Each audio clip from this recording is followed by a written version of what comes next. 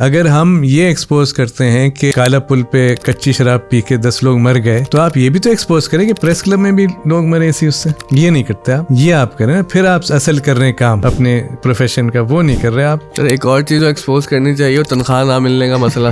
बिल्कुल है। हमारे मीडिया हाउसेस के मालिकान ने बहुत हद तक जर्नलिस्ट को डिवाइड कर दिया है। शाजिया मरी थी मिनिस्टर फॉर इंफॉर्मेशन, ने उनसे कहा था सारे जो मालिकान है वो इस बात पे हर वक्त होते हैं कि हमारे एडवर्टाइजिंग के पैसे हमें आप दें। तो मैंने कहा आप उसको कनेक्ट कर दें सैलरी से, जो इदारा अपनी सैलरी टाइम पे देता है उसके आप ड्यूज क्लियर कर दें। बट जाहिर बात है वो होगा नहीं। हमारे पास करंट अफेयर्स एंकर्स हैं जो 40-40 लाख करोड़ तक सैलरी मंथली उठाते हैं, बट उसी इदारे में ऐसे भी लोग हैं जो 30,000, 25,000, 15,000 पे भी काम कर रहे होते हैं। आप अपने एंकर्स को देख लें, सिर्फ हम ब्यूटी पे जाते हैं, गुड लुक्स पे जाते हैं, अजीब अजीब हेयर स्टाइल बना के, अकल पे भी करें ना, थोड़ा सा नॉलेज पे भी करें। आप एक बहुत ही बदशक्ल शख्स को बिठा दें जिसकी नॉलेज सही हो, वो क्यों नहीं करते? क्यों नहीं आप एक्सपेरिमेंट करते? क्यों हमें सिर्फ ब्यूटीफुल लोग कैमरा के सामने? पाकिस्तान इतने डिवर्स है, क्यों आपको नहीं दिखते लोग जिनकी स्किन टोन डार्क है? स्किन टोन डार्क होती भी है, वो भी उनको भी क्या सफेद वाइट हो जाते हैं। तो एक वो मीम ना, और ब्राइट करें और ब्राइट करें। तो अब जैसे DSNGs होती हैं, इनकी जरूरत नहीं है अब, मगर आप कह देंगे तो लोग नाराज हो जाएंगे। आदमी बैठे थे, सब उसके पास आ रहे थे, तो उसने जाके देखा कि इतना पॉपुलर किया, तो उसकी जो अंगूठी थी उस पे उसने लगाया था प्रेस, तो वो ऐसे दिखा रहा था सबको। तो जो लोग कहते हैं ना कि मैं नॉन पॉलिटिकल हूँ, बहुत बेवकूफ है। आप करें यार, आपके व्यूज होने चाहिए। आप रिलीजियस कोई करें, आप कोई पॉलिटिकल पार्टी, आप इंसान हैं, आपके होने चाहिए। प्रॉब्लम आती है जब आपके वो व्यूज आपकी स्टोरी में आ जाए, ये नहीं होना चाहिए। और फर्ज करें 2 लोग झगड़ा कर रहे हैं, लड़ाई हो गई, हाथापाई हो गई, आप बस देखें उसको, आपका काम नहीं है कि उसमें उनके सुलह सफाई करें। जब झगड़ा हो जाए फिर आप दोनों से पूछें कि आपका क्या वर्जन है और आपका क्या वर्जन है, और आप उसको रिपोर्ट करें। 2 लोगों को हम देख रहे लड़ते हुए, उनमें से एक वाकईतन ऑपरेसर है और एक ऑपरेस्ड है। फिर वहाँ पे क्या बतौर इंसान हमारी जिम्मेदारी नहीं बनेगी कि हम जर्नलिज्म के जरिए जो ऑपरेस्ड क्लास है उसको किसी तरह से अपलिफ्ट करने की सोसाइटी में कोशिश करें? नहीं, ये आपका काम नहीं है। जर्नलिज्म का काम है टू गिव इट मीनिंग। एक पूरी लिस्ट निकाल दी कि पाकिस्तानियों की जिन्होंने दुबई में प्रॉपर्टी खरीदी है, उसके बाद कुछ हुआ नहीं पाकिस्तान में। डेटा जर्नलिज्म के तहत प्रोसेस करना चाहिए था, पहले वेरीफाई करना चाहिए था, उसके बाद किसने क्या लिया। वो आप बजट पे अभी तक रो रहे हैं कि आपके टैक्सेस बढ़ गए, वो भी तो पकड़े ना जिन लोगों ने टैक्सेस आपके खा के, उस पे कुछ नहीं हुआ। जब मुमताज कादरी के नमाज जनाजा हुई, अब ये एक इवेंट है, अब आप ये तो नहीं कह सकते कि नहीं इवेंट नहीं है। इवेंट है, आपको रिपोर्ट करना है। इसमें मीडिया का अपना पर्सनल बायस था, वो ठीक है अपनी, और साथ साथ में उनको स्टेट से कहा गया था कि इसको आप डाउन प्ले करें। आपका बायस है, मगर आप देख रहे हैं अगर लाखों लोग उसमें, तो आप उसको रिपोर्ट तो करें। दूसरी बात ये कि अगर आप स्टेट के नैरेटिव पे चलते हैं कि स्टेट आपसे कह रहे हैं कि इसको डाउन प्ले कर दें, तो फिर आप सहाफत नहीं कर रहे। स्टैंडर्ड बैरियर्स हैं आपके जर्नलिज्म के, BBC वगैरह। अगर हम फॉर एग्जांपल इसराइली जेनोसाइड है पैलेस्टाइन का, उसको देख लें कि वहाँ जो रिपोर्टिंग होती है कि UN एड वर्कर्स अगर मर गए, so they were passively, अगर वो देखें आप हेडलाइंस वगैरह, they are just killed. अब who killed them? आपने स्टैंडर्ड बेयरर का BBC को, आई डोंट थिंक सो। अब बायस हर जगह, और ये खास तौर पे जो अब हुआ है गजा में, इससे आपको बहुत आइडिया एक्सपोज हो गया वेस्टर्न मीडिया का, कितना बायस्ड है। जो ऑडियंसेस है वो शिफ्ट हो रहे हैं। सोशल मीडिया ने डिसेंट्रलाइज तो कर दिया है, उसमें एक नई बहस भी तो शुरू हो गई है। अब एक साहब है, उनको गायब किया है, वो गायब हो गए। बाद में ये बहस होती रही कि ये सहाफी है या नहीं है। जब भी हुकूमती ओहदेदारान से पूछा जाता था तो वो ये सवाल डक करते थे कि एक बंदा गायब हो गया है, ये सब बहस शुरू करते थे कि ये सहाफी है या नहीं, ये तय कैसे करेंगे। इमरान खान साहब की जो गवर्नमेंट थी उसमें कुछ ऐसे सहाफी थे जो बहुत बायस्ड हो गए थे। एक खातून थी जो प्रेस गैलरी में पार्लियामेंट में खड़े होकर उन्होंने इमरान खान के फेवर में नारे भी लगाए। अब जब गवर्नमेंट बदली, वही जो जर्नलिस्ट जो थे जो अटैक कर रहे थे वो डिफेंस पे चले गए, इसीलिए कि उनके कुछ को पिकअप कर लिया, किसी को कुछ हुआ। अब आपका क्वेश्चन ये है कि क्या ये सही है या गलत है। आपने जो बात की ना कि क्या ये सहाफी है, सबसे इम्पोर्टेंट बात है वो इंसान है पहले। अगर उसके साथ कोई इलीगल चीज हो रही है उसको हमें कंडेम करना चाहिए। 2 wrongs don't make a right। तो अगर उस वक्त गलत था वो भी गलत था, इस वक्त गलत है वो भी गलत है। हमारे यहाँ बहुत सारे ऐसे जर्नलिस्ट हैं जो इसको कहते नहीं कोई, इसीलिए इन्होंने वो किया था तो देयरफॉर दे डिजर्व इट। जी। ये गलत है। एक चीज है डिसेंसी, वो ना आपकी पर्सनालिटी में हर जगह हर मोमेंट पे एकदम ना सिमिलर नजर आती है, एक ही स्केल के ऊपर। अच्छा, हम मीडिया में जब ये चीज देखते हैं, ये डिसेंसी जो है वो शदीद हद तक मुझे लगता है उसका फुकदान हो गया। ये सहाफत का इशू नहीं, ये पाकिस्तान की सोसाइटी का इशू है। CAJ जो था एक अमेरिकन स्टेट डिपार्टमेंट के ग्रांट के बेसिस पे एस्टेब्लिश हुआ था, बट वो उसका आखिरी साल चल रहा था जब मैंने ज्वाइन किया। मुझे पहला चैलेंज उन्होंने कहा कि आपको इसको इकोनॉमिकली सस्टेनेबल फाइनेंशियली करना है, कि अब ग्रांट तो खत्म हो रहा है तो आपको ऐसा काम करना करना है कि इनकम भी आए और फिर सेंटर चले। CJ में तो मैंने 30 दिन में सीखा, KU में इन दोनों ने पढ़ा है 4 साल मैथ्स कॉम, तो मुझे तो लगता था एक पॉइंट पे कि ये डिग्री फ्रॉड है, मैजिक बुलेट थ्योरी पढ़ा के हमें तो मैं तो समझता हूँ डिग्रीज चाहे वो KU की हो, अब टाइम डिग्रीज का निकल गया है। हम तो एटलीस्ट जर्नलिज्म के लिए कह सकते हैं कि तब्दीली आ नहीं रही, तब्दीली आ गई है, तो हम सबको भी तब्दील होना पड़ेगा। अस्सलाम वालेकुम।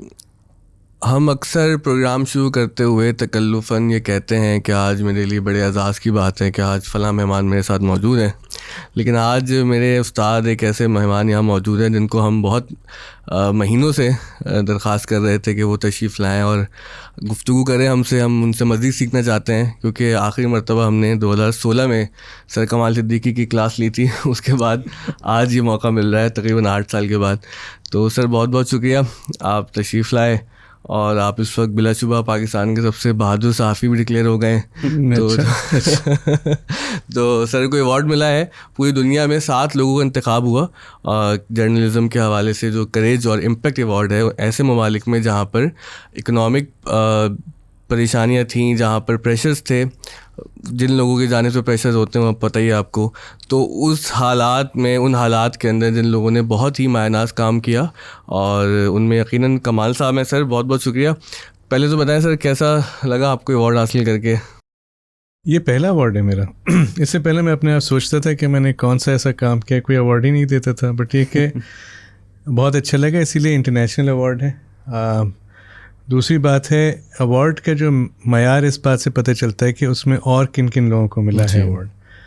तो जिन लोगों के साथ मुझे अवार्ड मिला है वो दुनिया में बड़े, जैसे एक हांगकांग फ्री प्रेस के साहब हैं जिन्होंने अपनी ज़िंदगी इस बात पे वो कर दी है कि हांगकांग की जो सिविल राइट्स के हवाले से उन्हें काम किया है।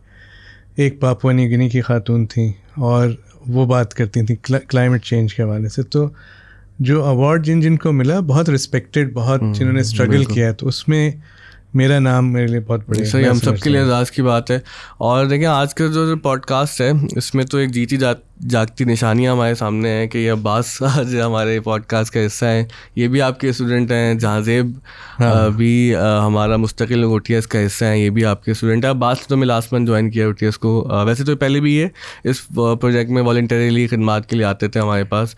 तो हम तीनों ही आपके शागिर्द हैं और जो आपकी मीडिया की खिदमत है वो खाली मेन स्ट्रीम या सोशल मीडिया तक महदूद नहीं है, बल्कि वो बहुत सारे तरीक़ों से जो है वो लोगों को फ़ायदा पहुँचा रही हैं। और जो OTS में हम बच्चों को पढ़ाने का काम कर रहे हैं, तो इसमें यकीनन आपसे जो हमने पढ़ा सीखा उसका एक बहुत बड़ा हिस्सा है हमारे साथ। ये जो अवार्ड है इसमें एक तो एलिमेंट है करेज का, दूसरा था इम्पैक्ट।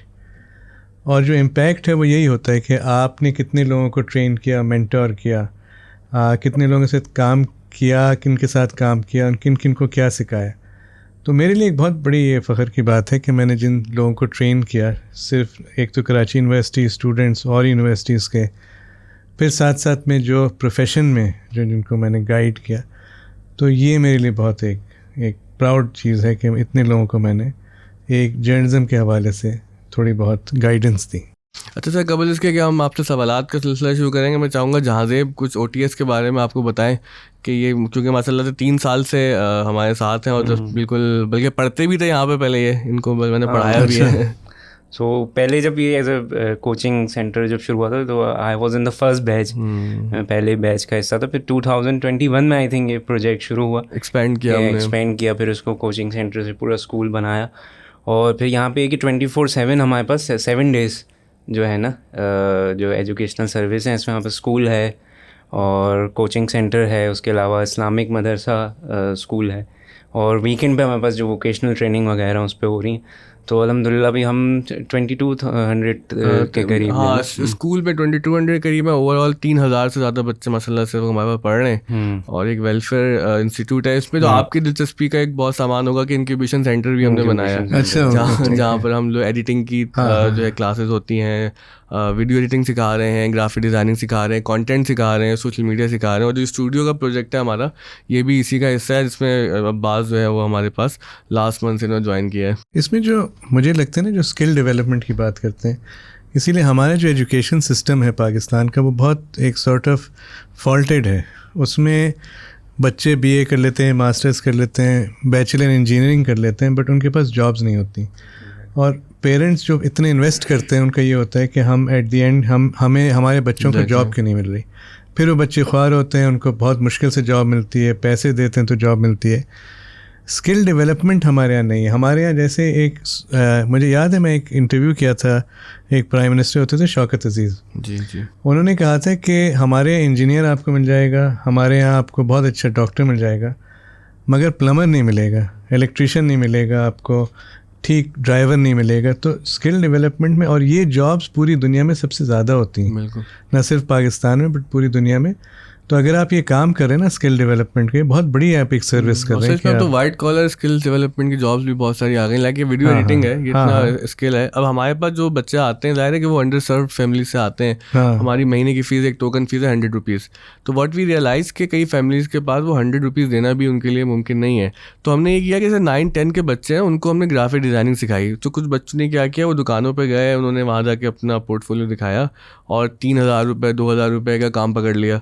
तो बच्चा पढ़ाई के साथ काम कर सकता है। ये मैंने यूके जाके सीखा। पहले मुझे ये आइडिया था कि जब तक हम ग्रेजुएशन नहीं करेंगे हम क्यों कमाएंगे, चाहे आप गरीब हैं या मिडिल क्लास से हैं।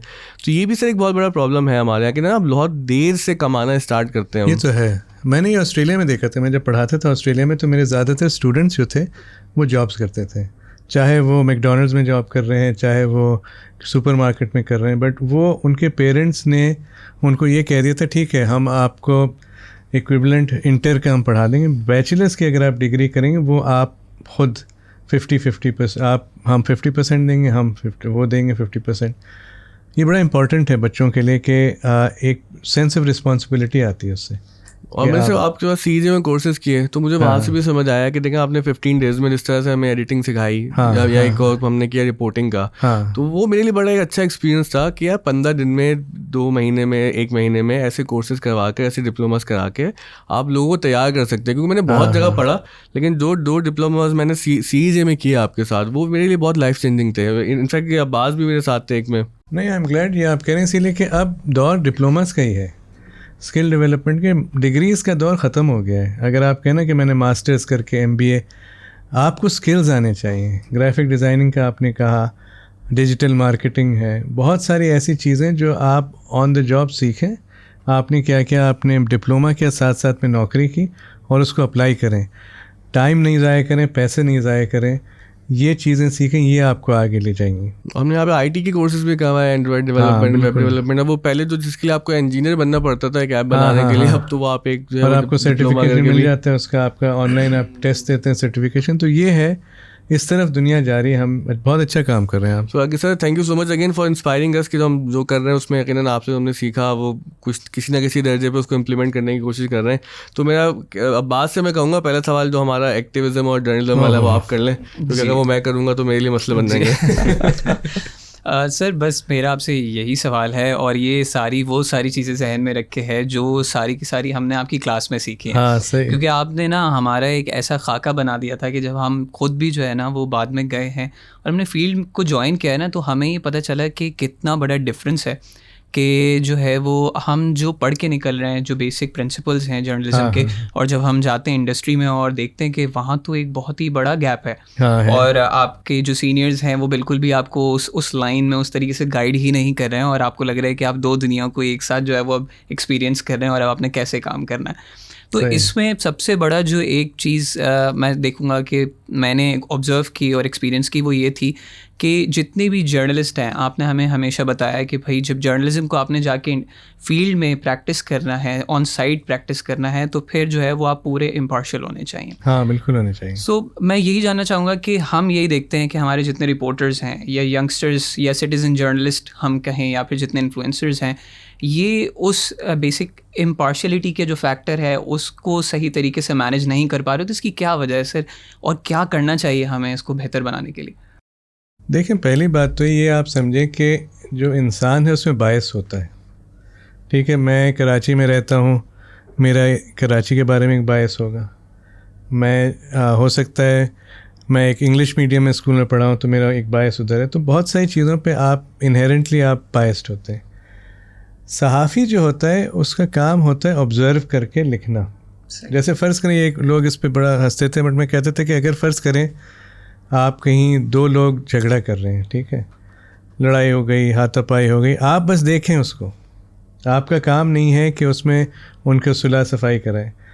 जब झगड़ा हो जाए फिर आप दोनों से पूछें कि आपका क्या वर्जन है और आपका क्या वर्जन है, और आप उसको रिपोर्ट करें। ये प्रिंसिपल है सहाफ़त का। प्रॉब्लम ये होती है, 2-3 होती हैं। एक तो ये कि हम जंप इन कर जाते हैं कि हमें सुलह सफाई करानी है, जो हमारा काम नहीं है। दूसरा, फिर हम एक की साइड भी ले लेते हैं कि वो सही था, ये गलत था, ये हमारा काम नहीं है। वो तो इसमें हम फंस जाते हैं, जहाँ इंस्टेड के हम ऑब्जर्वर और हम पार्टिसिपेंट बन जाते हैं। एक्टिविज़म जो है बहुत अच्छी बात है। जैसे मुझे जानवरों से बहुत प्यार है, तो मैं कहता हूँ ठीक है, एनिमल वेलफेयर पे बिल्कुल करें। हो सकता है मैं किसी पॉलिटिकल पार्टी को सपोर्ट करता हूँ, ठीक है, मैं करता हूँ और करना चाहिए। जो लोग कहते हैं ना कि मैं नॉन पॉलिटिकल हूँ, वो बहुत बेवकूफ़ है। आप करें यार, आपके व्यूज़ होने चाहिए। आप रिलीजियस कोई करें, आप कोई पॉलिटिकल पार्टी, आप इंसान हैं, आपके होने चाहिए। ये प्रॉब्लम आती है जब आपके वो व्यूज़ आपकी स्टोरी में आ जाए, ये नहीं होना चाहिए। उसके लिए आपको एक स्टेप पीछे लेना चाहिए। उसमें सोचना चाहिए कि जब मैं इसको रिपोर्ट करूं, मैं ऑनेस्टली, बिकॉज जिसके लिए रिपोर्ट करूं, जो ऑडियंस है वो मेरे, उससे मुझे लॉयल्टी है, वो मैं करूं। इधर कन्फ्यूजन शुरू हो जाता है। जैसे एक फ़र्ज़ करें, एक मैं आपको मिसाल देता हूँ, एक बहुत ही एक एक्सप्लोसिव मिसाल है, औरत मार्च, ठीक है। जब भी मैं एक क्लास में पूछता था ना औरत मार्च के बारे में, तो इतना आपस में जो मेरे स्टूडेंट्स थे उनमें पहले उनमें ही बहस हो जाती थी। आई रिमेंबर आपके वहीं क्लास में भी किया था ना ये, बिकॉज उसका रिएक्शन बहुत अच्छा होता, मुझे बड़ा मज़ा आता था। इसीलिए उसमें तो फॉर एंड अगेंस्ट इतने स्ट्रांग होते थे, उसमें कोई न्यूट्रल नहीं था, कोई या तो बहुत ही अगेंस्ट था या कोई बहुत फेवर होता। उसमें जो लेसन है ये कि ठीक है, आप बिल्कुल आप अगेंस्ट हो, बिल्कुल आप फेवर में हो, बट फ़र्ज़ करें आपका हमने असाइनमेंट लगा दिया कि भाई आप अब्बास साहब जाएँ इसको रिपोर्ट करें। तो आपकी रिपोर्टिंग में आप सिर्फ वो रिपोर्ट करेंगे जो आप देखेंगे। मसला आ जाता है कि बहुत सारे लोग रिपोर्ट उसको ऐसा करते हैं कि ये तो बहुत बुरी चीज़ है, ऐसा होना नहीं चाहिए। वो आपका काम नहीं है। आप बस देखें 4 लोग मार्च करें, वेरी गुड।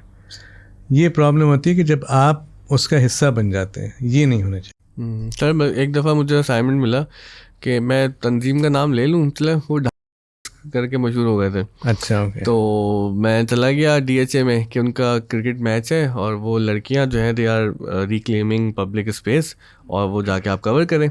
सो मैंने वेंट देयर, तो वहाँ पर 4 लोग क्रिकेट खेल रहे थे। उसमें 2-3 ख़वातीन थी, एक कोई लड़का था उनके साथ। तो मैंने आके वही स्टोरी लिखी, जाहिर है कि भाई जितना देखा उतना लिख दिया। मैंने जब अगले दिन वो कॉपी देखी तो उसमें था कि स्मैश पैट्रियार्की। तो मैं बड़ा परेशान हो गया कि मेरी स्टोरी के अंदर 4 लोगों ने मिलकर पैट्रियार्की को ऐसे स्मैश कर दिया।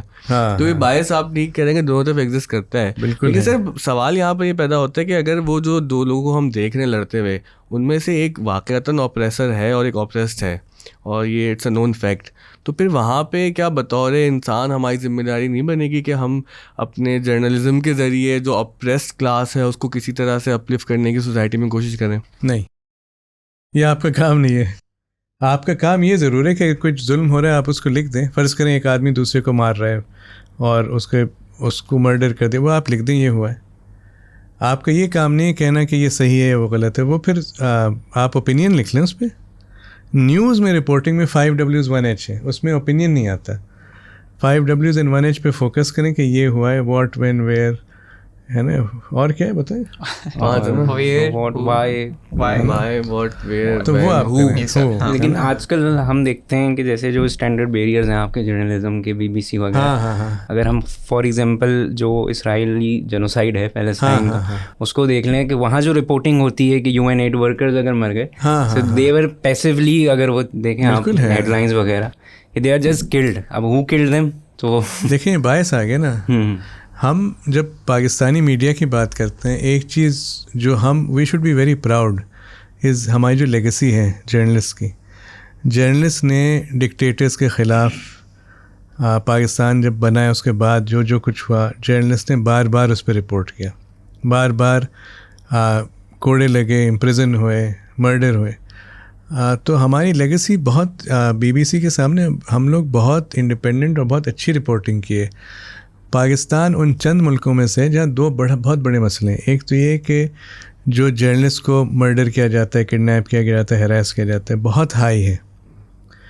उससे ज़्यादा बड़ा मसला है, उसको हम कहते हैं कल्चर ऑफ इम्प्यूनिटी, कि स्टेट जो है एक्शन नहीं लेती उनके ख़िलाफ़ जो ये काम करते हैं। आपके सामने बहुत सारे केसेस हैं जहाँ जर्नलिस्ट को जिनको मर्डर किया उनका केस जो है उधर ही का उधर ही पड़ा हुआ है, उस पर कोई पकड़ा नहीं गया, कोई अरेस्ट नहीं, कोई किसी को सज़ा नहीं हुई। तो पाकिस्तानी जो सहाफ़ी हैं बहुत हद तक आप इस लेगेसी पे प्राउड हों कि जो काम कर रहे हैं, और जाहिर बात है वो कुछ काम सही कर रहे हैं जिसकी वजह से उनको मारा जा रहा है। वो हम कहते हैं स्पीकिंग ट्रूथ टू पावर, वो उन लोगों से उनको बता रहे हैं कि ये गलत हुआ है, जो पावरफुल लोग हैं उनके ख़िलाफ़ हैं, तो ज़ाहिर बात है उसका रिएक्शन होता है। आपने स्टैंडर्ड बेयरर का BBC को, आई डोंट थिंक सो। अब बायस हर जगह, और ये ख़ास तौर पे जो अब हुआ है गज़ा में, इससे आपको बहुत आइडिया एक्सपोज हो गया वेस्टर्न मीडिया का कि कितना बायस्ड है और कितना। और आप ये भी देखेंगे बहुत जो ऑडियंसेस हैं वो शिफ्ट हो रहे हैं। जो पहले जो लोग कहते थे कि ये बहुत अनबायस्ड हो, ये वो अब शिफ्ट हो गए दूसरी तरफ, और इंटरनेशनल मीडिया आ गई है जिसको लोग अब ज़्यादा प्रेफर करते हैं। तो ये छोड़ दें कि वो अनबायस्ड या स्टैंडर्ड बेयर्स नहीं रहे वो। सर सोशल मीडिया ने डिसेंट्रलाइज तो कर दिया है जी, लेकिन आप जो फरमा रहे हैं उसमें एक नई बहस भी तो शुरू हो गई है। अब एक साहब हैं, वो आप सब जानते हो कौन है, उनको गायब किया है, वो गायब हो गए, जो भी है बात। बाद में ये बहस होती रही कि ये सहाफ़ी है या नहीं है। जब भी हुकूमती ओहदेदारान से पूछा जाता था तो वो ये सवाल डक करते थे कि एक बंदा गायब हो गया है, वो ये सब बहस शुरू करते थे कि ये सहाफ़ी है या नहीं, ये तय कैसे करेंगे। देखिए इसमें जो इमरान खान साहब की जो गवर्नमेंट थी उसमें कुछ ऐसे सहाफ़ी थे जो बहुत बायस्ड हो गए थे। एक खातून थी जो प्रेस गैलरी में पार्लियामेंट में खड़े होकर उन्होंने इमरान खान के फेवर में नारे भी लगाए, ठीक है।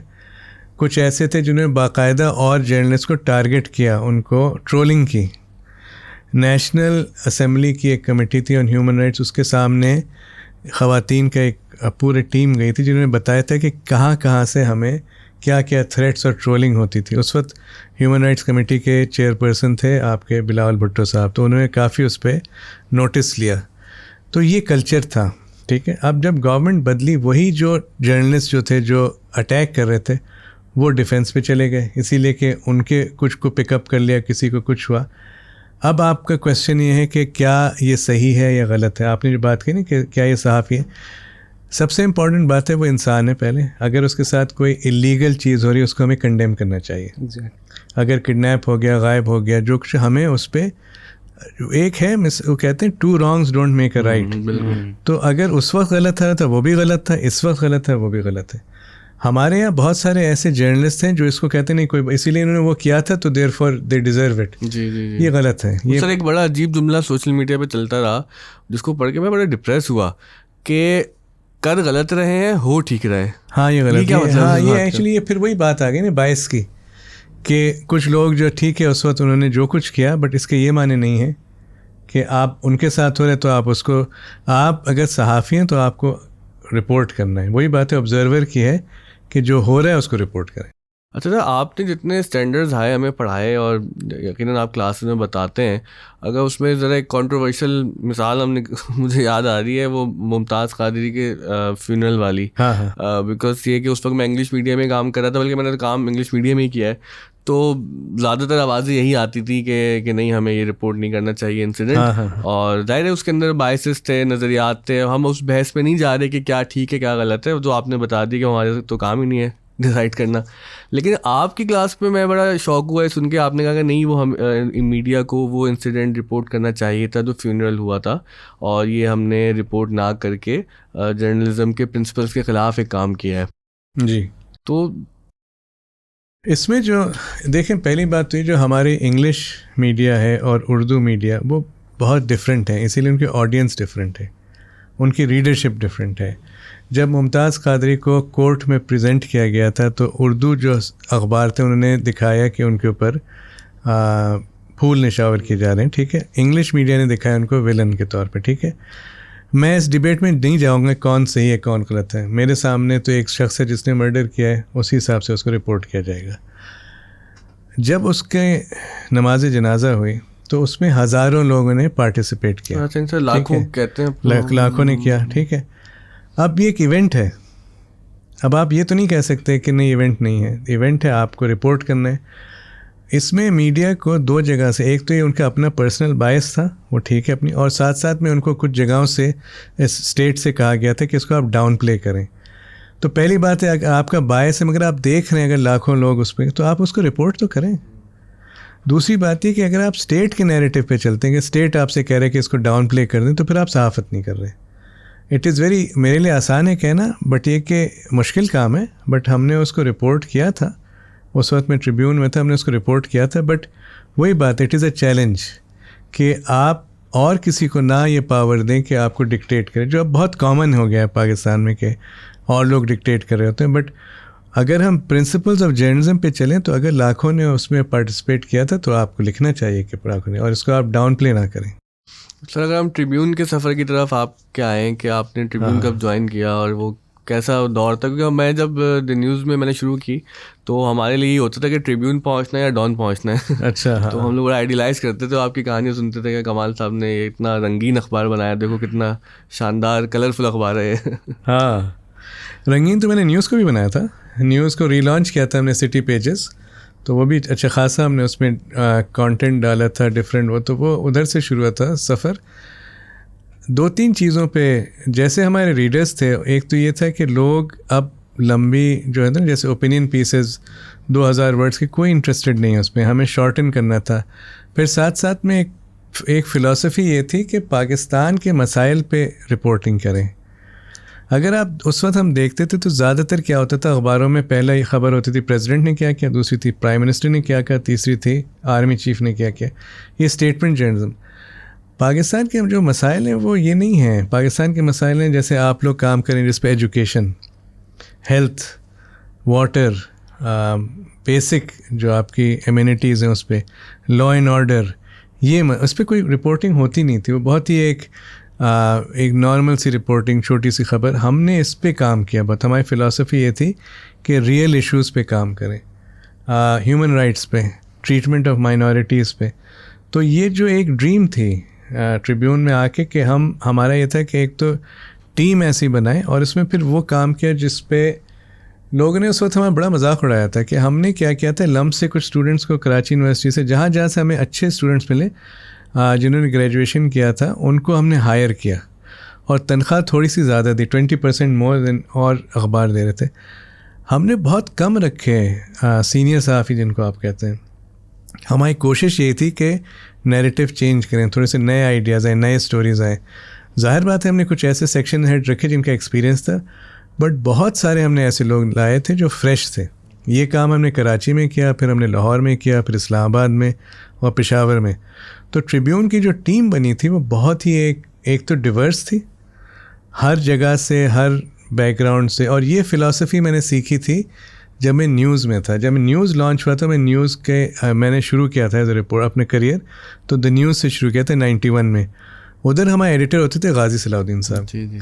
उन्होंने ये फ़िलासफ़ी की थी कि न्यूज़ रूम में आप जितना डाइवर्स बनाएंगे, जेंडर के हवाले से, एथनिक बैकग्राउंड के हवाले से, रिलीजियस बैकग्राउंड के हवाले से, और जितने भी, और साथ साथ में आप in terms of economic background, उतना आपका रिच न्यूज़ रूम होगा। तो फिर जब स्टोरीज़ निकलेंगी ना, उसमें आप बैलेंस लाएंगे, उसमें आप बहुत सारी चीज़ें, ऐसी ऐसी स्टोरीज़ होंगी जो और अखबार नहीं करेंगे।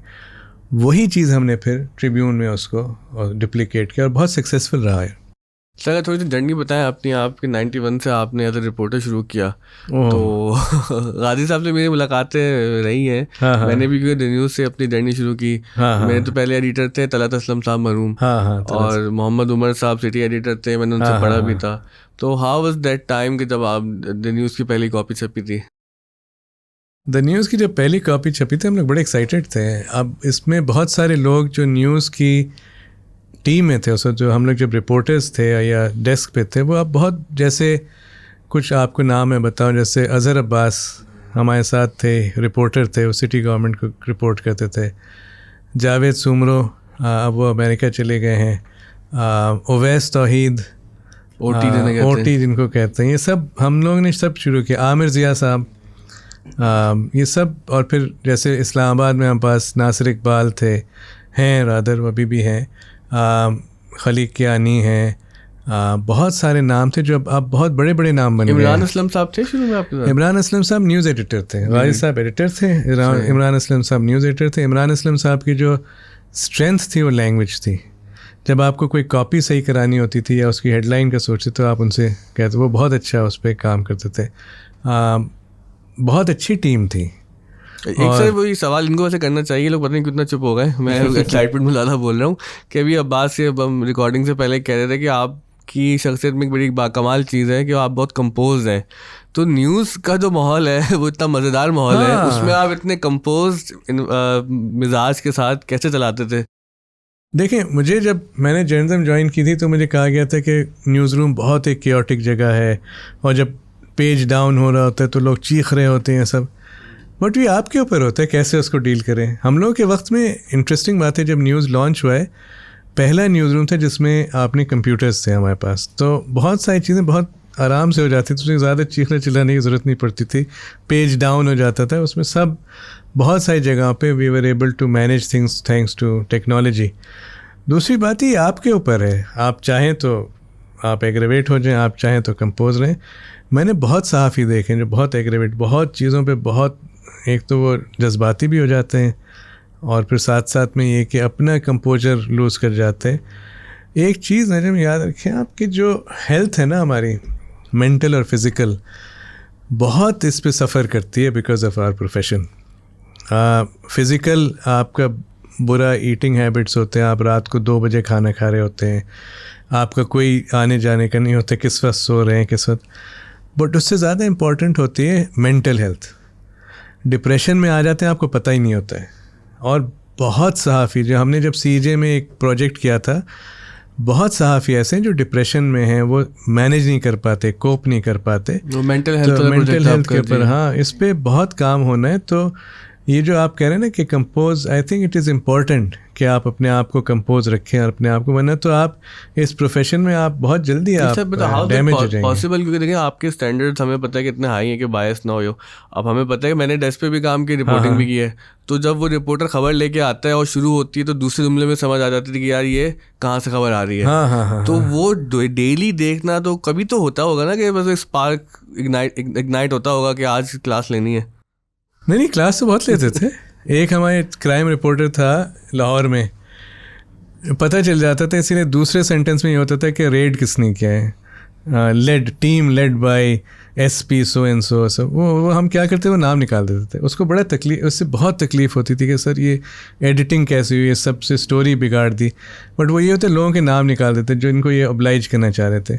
बहुत जगह क्लास लिए। मैं आपको एक मिसाल वो बताता हूँ। एक हमारे रिपोर्टर हैं, तो अब जो UK में हैं, बहुत सीनियर बिजनेस रिपोर्टर हैं। जब मैं न्यूज़ में थे वो ट्रैफिक का करते थे काम, ट्रैफिक पे रिपोर्टिंग करते थे। तो एक दिन जब आए दफ्तर तो उन्होंने कहा कि सर आज मैंने एक पुलिस वाले को सुना दी। मैंने कहा क्या हुआ? उन्होंने कहा मैं मोटरसाइकिल पे जा रहा था तो पुलिस वाले ने मुझे रोका, मेरे पास लाइसेंस नहीं था, मैंने उसी वक्त उसकी DIG से उससे बात करा दी और फ़ोन दे दिया उसको, उसने सॉरी कहा मुझे। फिर उसके बाद मैंने जो सुनाया उस रिपोर्टर को, उसके बाद से वो आज तक याद करता है कि जो उसको लेसन मिला था कि हम अपनी ये जो है ना, ये सहाफ़ी हो गए तो उसके माने हम सारे लॉज ब्रेक कर देंगे। तो उसके तो ये क्लास तो बहुत लोगों के लिए है, पर ज़रूरी नहीं है कि क्लास लेने के आपको चीखना चिल्लाना पड़े। अच्छा सर, एक बात मैं ज़रूर पूछना चाहूँगा कि देखें, जैसे आपने पूरा भी इतनी पूरा खाका और पूरी चीज़ें एलेबरेट की ना, एक चीज़ है डिसेंसी। हाँ, वो ना आपकी पर्सनालिटी में हर जगह हर मोमेंट पे एकदम ना सिमिलर नज़र आती है, एक ही स्केल के ऊपर। अच्छा, हम मीडिया में जब ये चीज़ देखते हैं, ख़ास तौर पे टॉक शोज़ देख लें या किसी भी रिपोर्टिंग में देख लें, ये डिसेंसी जो है वो शदीद हद तक मुझे लगता है उसका फुकदान हो गया है। तो अब इसको किस तरीके से ट्रीट किया जाए, ये क्या किया जा सकता है? आई थिंक बस ये सहाफ़त का इशू नहीं, ये पाकिस्तान की सोसाइटी का इशू है। हमारी जो सोसाइटी है उसमें जैसे लोग आप देखें, आप सड़क पे देख लें लोग कैसे चल रहे हैं, कैसे ड्राइविंग कैसे कर रहे हैं, ठीक है। तो हम it is a reflection of our society. चीखना चिल्लाना, धक्के देना, आप जब जाते हैं और मुल्कों में आपको पता चल जाता है कि पाकिस्तानी कौन है, जिस तरीके से वो बिहेव करते हैं। तो वो सहाफ़त से उसका नहीं, उसका ज़्यादा ताल्लुक़ है कि हमारी अपब्रिंगिंग कैसी है। मुझे लगता है कहीं हमारी जो कहते हैं ना तरबियत, तालीम तो चलती रही, तरबियत में कमी आ गई। उसकी वजह से आप देखते हैं कि बहुत सारी जगहों पे जिस तरीके से लोग बिहेव करते हैं तो उसमें कुछ कर नहीं जा सकते आप उसमें। उसको सर जस्टिफाई भी करते हैं ना, मतलब कभी आप बिल्कुल किसी जस्टिफाई करते हैं, काउंटर करें या किसी को अकाउंटेबल ठहराने की कोशिश करें, वो कहते हैं मेरा प्रोफेशन ऐसा है, मैं सहाफ़ी हूँ, ये तो मेरा हक है। हाँ हाँ, वो तो करते हैं। वो तो आप देखें गाड़ी पे स्टिकर लगाता है प्रेस का। जी जी। वो तो एक मुझे बता रहा था वाकई, जहाँ एक छोटे से गांव में वो गया तो एक आदमी बैठे थे, सब उसके पास आ रहे थे, तो उसने जाके देखा कि इतना पॉपुलर किया, तो उसकी जो अंगूठी थी उस पे उसने लगाया था प्रेस, तो वो ऐसे दिखा रहा था सबको। तो सहाफ़ी तो बहुत बदनाम है। हमारे वो हारून साहब हैं जो डॉन में थे पहले, फिर ट्रिब्यून चले गए, यू मस्ट नो हिम। उन्होंने बताया कि उनकी गली में काफ़ी गाड़ियाँ हैं, 10-15 गाड़ियाँ हैं, उसमें उन्होंने कहा कि 8-9 पे प्रेस का स्टिकर लगा हुआ है, और जिस पे नहीं लगा वो मेरी गाड़ी है। हाँ, वही है। मैं काम करता हूँ। मगर हमारे सहाफ़ी ये नहीं है विदाउट दिस थिंग, जो चीज़ें क्रिमिनल्स उसमें इन्वॉल्व हैं, करप्शन में इन्वॉल्व हैं, हम क्यों कहते हैं? हमें हमारा मसला ये वो है कि जब भी आप बात करते हैं इस पर तो आपको कहा जाता है कि आप देखें आप प्रोफेशन के जो बदनाम कर रहे हैं, बट हमें एक्सपोज करना चाहिए। अगर हम ये एक्सपोज करते हैं कि काला पुल पे कच्ची शराब पी के 10 लोग मर गए, तो आप ये भी तो एक्सपोज करें कि प्रेस क्लब में भी लोग मरे इसी उससे।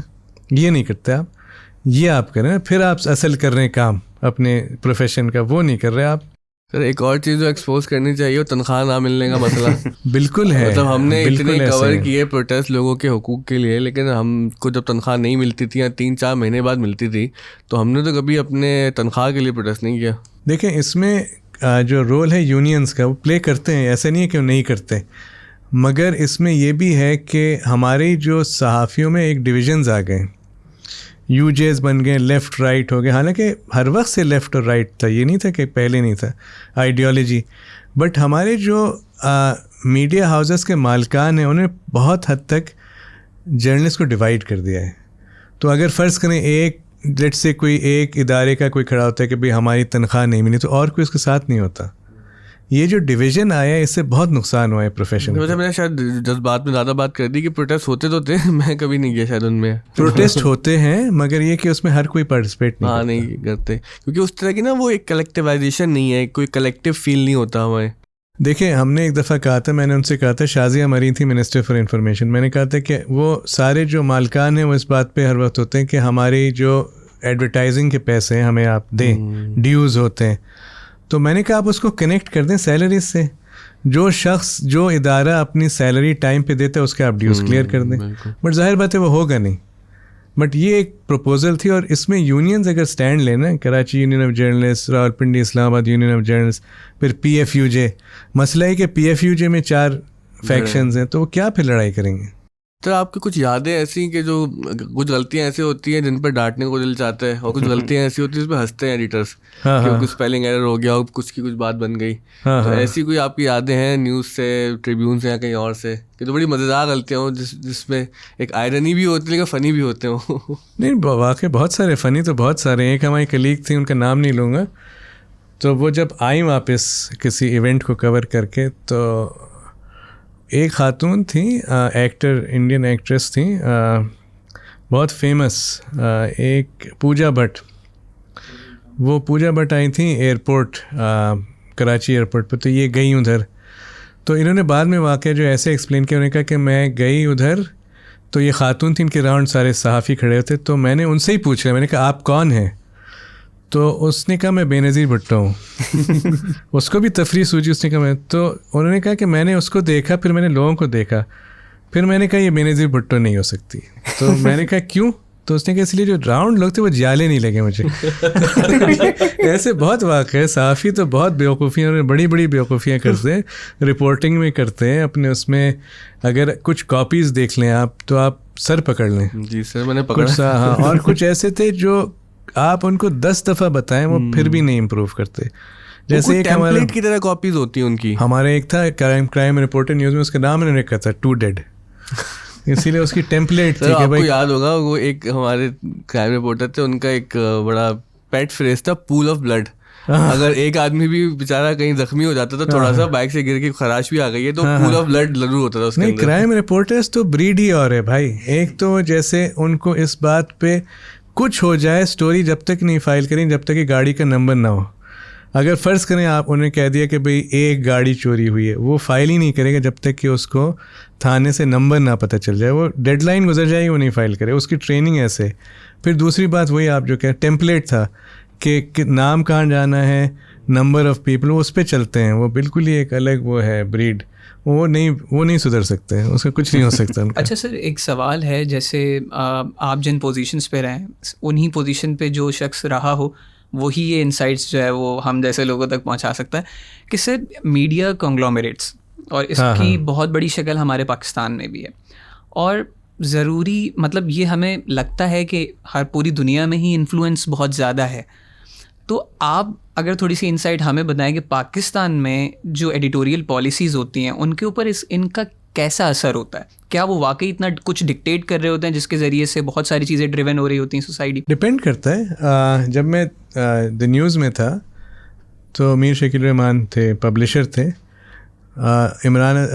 तलत असलम साहब एडिटर थे। तो मुझे बहुत कम, शायद मेरे 4-5 साल में जब मैं ओवरसी करता सिटी और बिज़नेस पेजेस, एक दफ़ा मीर साहब ने मुझे फ़ोन किया तो उन्हें कोई शिकायत की थी जिसमें उनका, जब मैंने जवाब दिया तो उन्होंने कहा था आप सही कह रहे हैं, ख़त्म।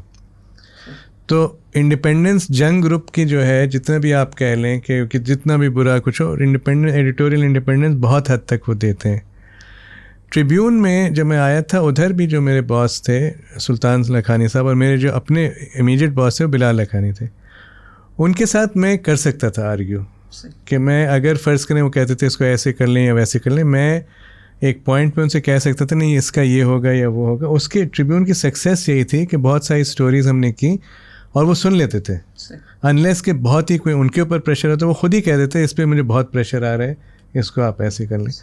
तो जो पब्लिशर होता है, जो इंटेलिजेंट पब्लिशर होता है, उसको ये भी अपने प्रोडक्ट को भी देखना होता है। सिर्फ ये नहीं होता है कि और लोगों के प्रेशर में आके स्टोरीज़, बहुत सारी जगहों पे उसको ये देखना होता है कि ये मेरा जो प्रोडक्ट है, जो लोग इसको पढ़ रहे हैं, अगर इसमें मैं बहुत कुछ डाल दूंगा जो गलत है तो लोग नहीं पढ़ेंगे।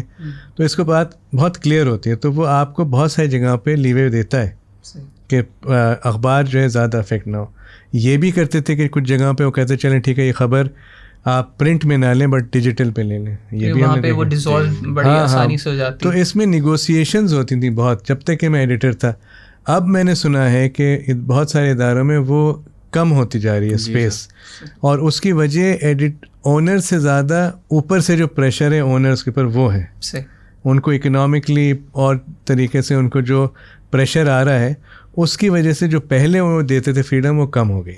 सर जैसे कि अब ये तो इतना लंबा वक्त गुजरता जा रहा है और हम देख रहे हैं पाकिस्तान की जो हालात हैं वो बतदरीज जो है वो ख़राब से ख़राब तर होते चले जा रहे हैं।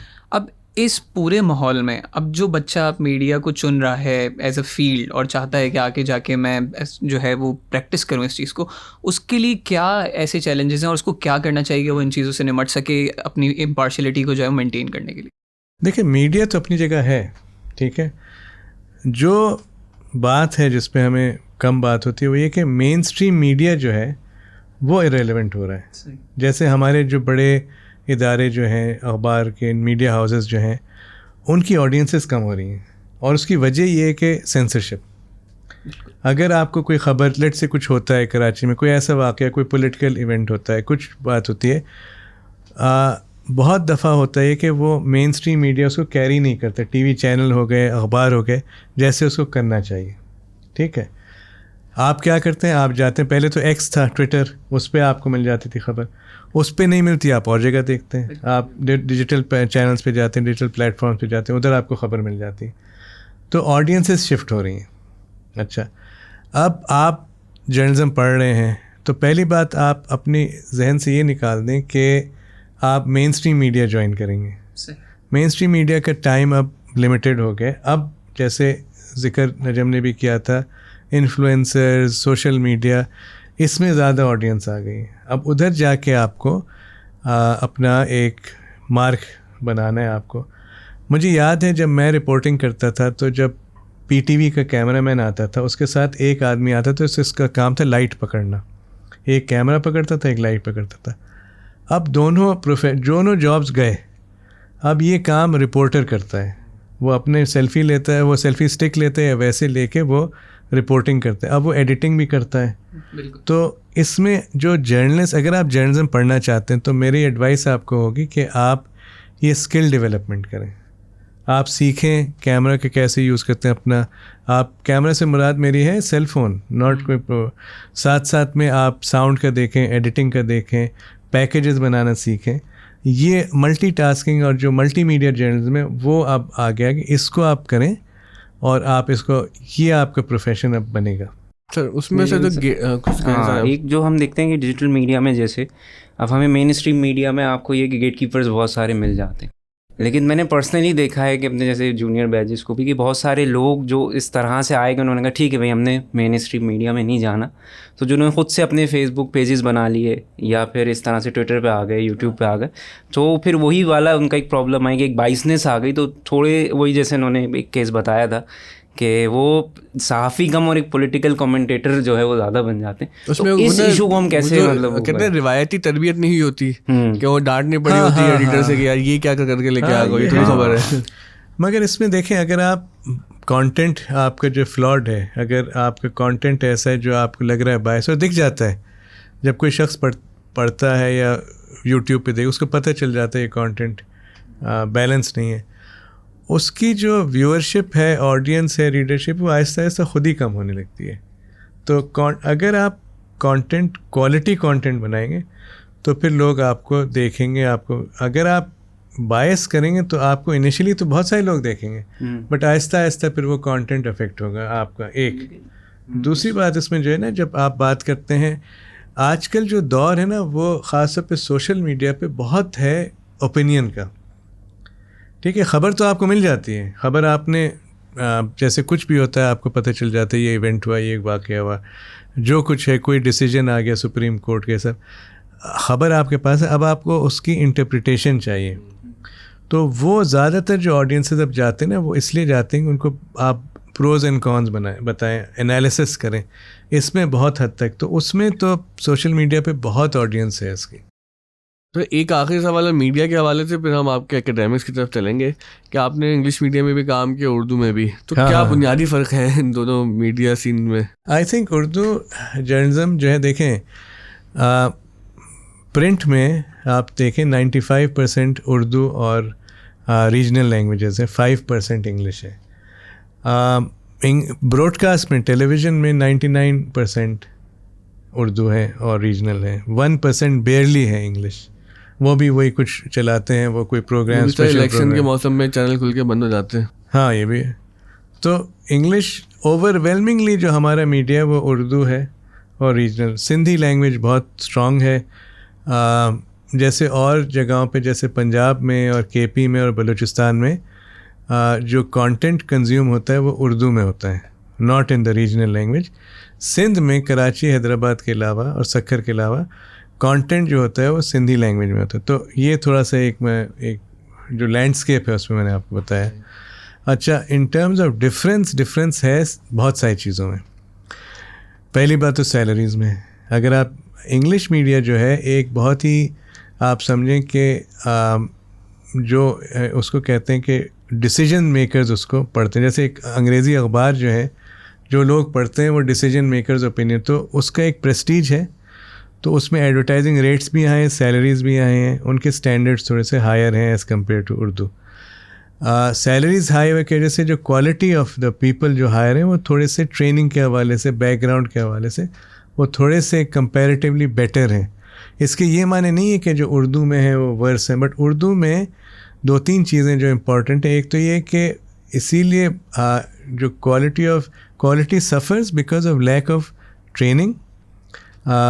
बहुत सारी जगहों पे जो लोग हायर होते हैं उनकी जो बेसिक ट्रेनिंग नहीं होती, वो ऑन द जॉब सीखते हैं। उर्दू में सैलरीज़ लोअर की वजह से बहुत सारे लोग मुफ्त में काम कर रहे होते हैं, जो इंग्लिश में बहुत कम दिखता है आपको। उर्दू में एडवर्टाइजिंग रेवेन्यूज़ इन कंपैरिजन कम हैं। अगर आप देखें ना कि वैसे तो हायर है, बट अगर आप पर देखें मेन स्ट्रीम मीडिया के तो लोअर है। तो उसकी वजह से उर्दू सफ़र करता है। उर्दू में जो पैसे तनख्वाहें दी जाती हैं, जो और बेनिफिट्स हैं वो कम हैं। जो क्वालिटी ऑफ पर पीपल रखे जाते हैं उसमें वो इन्वेस्ट नहीं करते, ट्रेनिंग नहीं करते। बहुत सारी जगह पे वो बहुत सारे उसमें कंप्रोमाइज़ कर जाते हैं। तो हालांकि मेन स्ट्रीम जो है, रीडरशिप है, ऑडियंस है, वो उर्दू की है, बट क्वालिटी जर्नलिज्म बहुत हद तक आपको इंग्लिश में मिलती है। तो सर आपके एकेडमिक्स का सफ़र कैसा रहा? आपने बहुत जगह पढ़ाया, कराची यूनिवर्सिटी से लेकर CJ तक। तो अगर हम CJ से शुरू करें, क्योंकि मैंने वहाँ पे पढ़ा, तो ये प्रोजेक्ट कैसे स्टार्ट हुआ और क्या मकासद थे, और आज CJ कहाँ है? मैंने अपनी एकेडमिक करियर शुरू किया था ऑस्ट्रेलिया में, उधर मैंने पढ़ाया था 3 साल। अच्छा। हाँ, उधर से मैंने जर्नलिज्म का टीचिंग, ऑनलाइन जर्नलिज्म और ये सब उधर से शुरू किया था, इंटरनेशनल जर्नलिज्म पढ़ाना। जब मैं कराची आया था वापस, तो एक हमारे टीचर थे सरवर नसीम साहब मरहूम, उन्होंने मुझसे कहा था कि तुम उधर से पढ़ा के तो आ गए हो, मगर तुम इधर कराची यूनिवर्सिटी में भी पढ़ चुके हो और तुम्हें पता है इधर क्या प्रॉब्लम है, तुम इधर क्यों नहीं पढ़ाते? तो मेरा जो कराची यूनिवर्सिटी में एक्सपीरियंस रहा था, कुछ टीचर्स बहुत अच्छे थे और कुछ टीचर्स बहुत बुरे थे।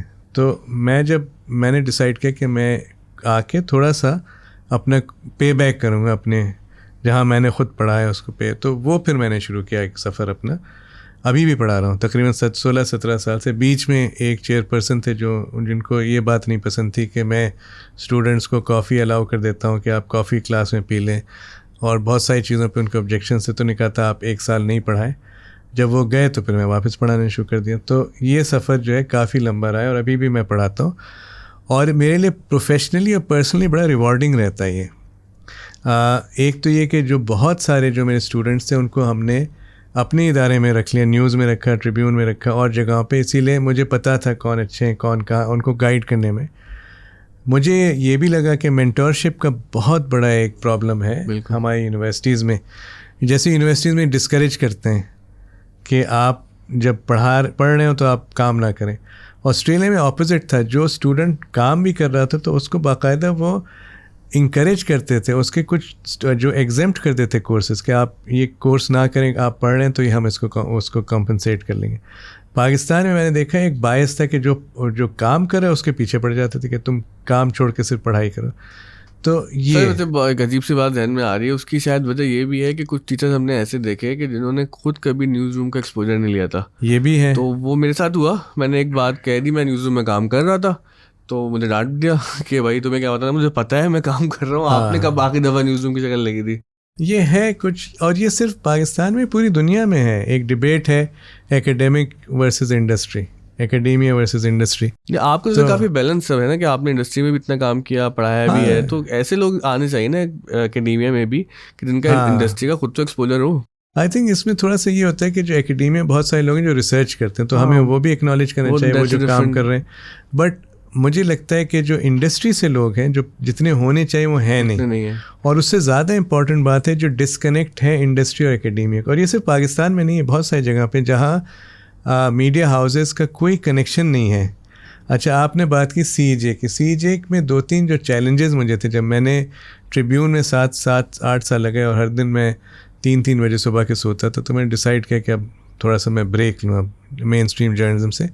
तो उस वक्त CJ की ऑफ़र थी, मुझे काफ़ी दिनों से वो कह रहे थे कि आप आके ज्वाइन कर लें, तो मैंने फिर CJ ज्वाइन किया। CJ जो था एक अमेरिकन स्टेट डिपार्टमेंट के ग्रांट के बेसिस पे इस्टेब्लिश हुआ था, बट वो उसका आखिरी साल चल रहा था जब मैंने ज्वाइन किया। मुझे पहला चैलेंज उन्होंने कहा कि आपको इसको इकोनॉमिकली सस्टेनेबल फाइनेंशियली करना है, कि अब ग्रांट तो ख़त्म हो रहा है, तो आपको ऐसा काम करना है कि इनकम भी आए और फिर सेंटर चले। दूसरी चीज़ थी कि डिस्कनेक्ट था बहुत बड़ा बिटवीन इंडस्ट्री एंड CJ के। जो लोग भी उधर बैठे थे उनका कोई कनेक्शंस ऐसे नहीं थे। तो इन दो चीज़ों पे मैंने काम किया। मैंने विदिन 1 ईयर उसको ना सिर्फ सस्टेनेबल कर दिया, बट हमने बाकायदा एक इंडाउमेंट फ़ंड भी किया, जिसमें अभी भी $100,000 है जो हमने कमा के दिए CJ को। साथ साथ में जो CJ का even during Covid times CJ कभी लॉस में नहीं गया। Nice. अभी भी जो हमने स्पॉन्सर्स उस समय, अभी भी वो फाइनेंशियली इंडिपेंडेंट एक इदारा है जो IBA को पैसे देता है एज अगेंस्ट कि IBA रेंटल भी लेता है CJ से, IBA बहुत सारी फ़ीस भी लेता है, वो IBA को अभी तक पैसे देता है। दूसरी बात है जो डिस्कनेक्ट था, जैसे ट्रेनिंग किसको चाहिए सहाफ़ियों में, ट्रेनिंग उनको नहीं चाहिए जो जियो में बैठे हैं एंकर, वो उनको भी चाहिए, बट साथ साथ में उनको भी चाहिए जो डिस्ट्रिक्ट कॉरेस्पॉन्डेंट्स हैं, जो मीरपुर माथेलों में बैठे हुए हैं, कोई मीरपुर ख़ास है, उनको ट्रेनिंग चाहिए। तो हमारी फिर फोकस ये थी कि जो हम ट्रेनिंग करते थे डिस्ट्रिक्ट कॉरेस्पॉन्डेंट की, फिर जैसे हम अगर हम जेंडर बेस्ड वायलेंस पे ट्रेनिंग करें तो उसमें हम देखते थे क्राइम रिपोर्टर जो कवर करता है, कोर्ट रिपोर्टर, इनकी ट्रेनिंग। और इनको जो वही बात है ना, डिस्कनेक्ट थी इंडस्ट्री में। पहले क्या होता था कि इदारे छुट्टी नहीं देते थे कि ये चला जाएगा ट्रेनिंग के लिए तो हमारा क्या होगा, तो उनको कन्विंस करना।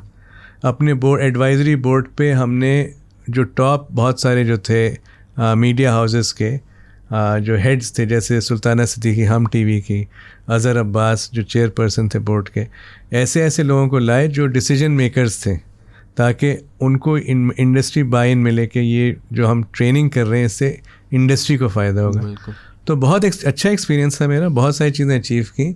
और इससे आपकी ट्रेनिंग सी भी बड़ी इंटरेस्टिंग। मैंने तो दोनों ट्रेनिंग की, मुझे छुट्टी नहीं मिली, बहाल में दिल्ली में था, तो मैं सुबह 9 बजे आता था सीजे, शाम 5 बजे तक आप लोग ट्रेनिंग कराते थे, फिर मैं 5 बजे वहाँ से जाता था न्यूज़, और 12-1 बजे कॉपी निकाल के घर जाता था। लेकिन that was so interesting and captivating for me कि मैंने एक दिन छुट्टी नहीं की, 15 दिन डेली में आया, सुबह से शाम तक बैठे। और फिर जितने डिवर्स लोग आपने वहाँ पे जमा किए, वो बाद में हमारे कनेक्शन में बाहर से दोस्ती हुई और कई लोगों से रब्ता था। हमारे जो 60% ऑफ क्लासेस थी दैट वर बेस्ड ऑन, मतलब जो हमारे एक्सपीरियंस होता था ऑन ग्राउंड के, कहीं कोई IBA में कोई ऐसा सेमिनार हो, सर टोल्ड अस कि भाई आपने कवर करना है। और सर ने जब आए थे पहली क्लास में, सब ने व्लॉग बना के अपना अपलोड करना है। एक फेसबुक हमने ग्रुप बनाया था, और फिर सबने एतराज़ भी किया था कि सर ने फिर वहाँ पे कहा था कि भाई फिर अगर आप जर्नलिज्म परसू कर रहे हैं तो यू हैव टू डेयर कि भाई आपने कैमरा फेस करना है। देन फिर सर ने और असाइनमेंट्स दिए कि भाई आपने एक सहाफ़ी का इंटरव्यू करना है। तो ऑन द लाइटर नोट वो बहुत ज़्यादा ना, मतलब ऑन द लाइटर नोट से KU वालों को आप IB ले गई, बड़ी बात है। एग्जैक्टली यही बात कंटिन्यू करने वाला। आई थिंक इसमें जो हम लोग कभी कभी KU को अंडर एस्टिमेट ऐसे मजाक तो हम तो वो लाइव वो एक्सपीरियंस में बड़े काम आया जब मैं डायलॉग पाकिस्तान में गया, तो वहाँ पे सर वैसे रॉयल्टी देनी चाहिए आपको। सर अंडरमाइन करने वाली बात तो ठीक है, लेकिन सर दूसरी जानिब देखें ना, अब CJ में तो मैंने 30 दिन में सीखा है, अब KU में इन दोनों ने पढ़ा है 4 साल मैथ्स कॉम। तो मुझे तो लगता था एक पॉइंट पे कि ये डिग्री फ्रॉड है मैथ्स कॉम, ये जो मैजिक बुलेट थ्योरी पढ़ा के हमें जो मैं तो समझता हूँ डिग्रीज चाहे वो KU की हो, अब टाइम डिग्रीज का निकल गया है। अब ठीक है, आप जैसे हम बात कर रहे थे एजेंडा सेटिंग की, कि आप एक कोई ख़बर जो आपने वो मुमताज़ कादरी साहब की जो बात की थी, वो एजेंडा सेटिंग थ्योरी का हिस्सा है। साथ साथ में वो वक्त निकल गया है जहाँ बैठ के थ्योरी, आपके पास टाइम नहीं है, आपको जॉब भी करनी है, आपको ऐसा स्किल डेवलप करना है, मार्केट की क्या रिक्वायरमेंट्स है वो देखनी है। तो हो सकता है यही टाइम है जैसे आप स्किल्स पे फोकस करें और डिग्रीज को जो सर स्किल नहीं है ना KU में, मतलब आप तो देखें ना, एक वन ऑफ अ काइंड है, आप तो बिल्कुल, आप तो एक्सेप्शन है, रूल नहीं है वहाँ पे। लेकिन वहाँ जो नॉर्मल क्लासेस हो रही है, I would like to hear from you both. एक चीज़ मैं आपको बताऊँ, मैं क्लैरिफाई कर दूँ, ये इशू KU का सिर्फ नहीं है। जी पब्लिक सेक्टर यूनिवर्सिटी, अब जैसे मैं बहावलपुर गया था तो इस्लामिया यूनिवर्सिटी बहुत अच्छी यूनिवर्सिटी है, बट वो तकरीबन 200 स्टूडेंट्स मैथ्स कम्युनिकेशन के हर साल ग्रेजुएट होते हैं उधर से। फिर वो चेयरपर्सन मुझसे पूछते हैं इनका करें क्या। और ये इशू प्राइवेट यूनिवर्सिटीज़ का भी है, बिकॉज एक वक्त था जब यूनिवर्सिटीज़ जो थी बहुत स्टूडेंट्स आते थे मैथ्स में, बिकॉज एक ग्लैमर था उसमें। बट ये चेंज होना, ये थिंकिंग चेंज होनी है, वो हो नहीं रही है। अब जैसे ज़ियाउद्दीन यूनिवर्सिटी है, उसके मैं बोर्ड ऑफ स्टडीज़ पे हूँ, पिछले साल उनके जर्नलिज्म प्रोग्राम में कोई स्टूडेंट नहीं आया। वो आपको ये बात आपको समझ में आ जाती है कि जर्नलिज्म की जो वो पहले पॉपुलैरिटी थी वो नहीं है। तो ये जो चेंज है ना, ये इस पे हमें काम करना है कि हम जो जर्नलिज्म स्टूडेंट्स को स्किल्स के ऊपर लाएं। और ये कुछ लोग कर रहे हैं, ऐसा नहीं कि नहीं हो रहे, बट इस पे बहुत ज़्यादा काम करना है। फॉर्म बदल गई है इस पे ये भी है। मैं खुद वहाँ पे मुझे मौका मिल गया सर आपसे पढ़ने के बाद, मुझे खुद मौका मिल गया और आपसे मेरी मुलाकात भी रही। जब आप वहाँ पढ़ाने आया करते थे तो मुलाकात हो जाया करती। तो मेरा 4 साल का वहाँ पे एक्सपीरियंस रहा ऑन एंड ऑफ कि किस तरीके का मामला है। तो 2018 के बाद उन्होंने भी चेंजिंग्स की हैं अपने करिकुलम में, बट स्टिल मुझे लगता है कि जो चेंजेस आई भी है ना, वो स्टिल बहुत स्लो हैं उस स्पेस के हिसाब से जितना टेक्नोलॉजी जो है वो तेज़ी से चेंज हो रही है। बिल्कुल ऐसे। तो वो लैब्स अपनी डेवलप तो ज़रूर कर रहे हैं, लेकिन मुझे अभी भी वहाँ ये फुकदान नज़र आता है कि देखें, आप लैब्स तो बना लेंगे, आप इक्विपमेंट्स तो ले लेंगे, लेकिन उन चीज़ों को इस्तेमाल करने वाला और महारत रखने वाला उस्ताद अभी भी वहाँ पे मौजूद नहीं है। एक्चुअली इसमें बस एक और बात है, जैसे मैं लाहौर गया था तो एक बहुत बड़ी प्राइवेट यूनिवर्सिटी, उधर मुझे उन्होंने बुलाया, वाइस चांसलर से भी मुलाकात हुई, मेरी डीन से भी हुई, तो उन्होंने मुझसे कहा कि हम एक बहुत हैवी इन्वेस्टमेंट करना चाह रहे हैं स्टूडियोज़ में अपनी, हम कैमराज ये सब। तो मैंने उनसे कहा कि अब उसकी ज़रूरत है ही, वो दिन गए जब आपके पास स्टूडियो चाहिए होता था, आपको उसकी ज़रूरत नहीं है, आपको वो बड़े कैमराज की ज़रूरत नहीं है। तो आप बिल्कुल सही करें, टेक्नोलॉजी बहुत आगे निकल गई है। अब आपको जो ट्रेन करना है, अगर आपको करना भी है स्टूडियो के हवाले से, तो आप सेल फ़ोन के ऊपर कराएं, एडिटिंग आप कंप्यूटर पे कराएं या सेल फ़ोन पे कराएं।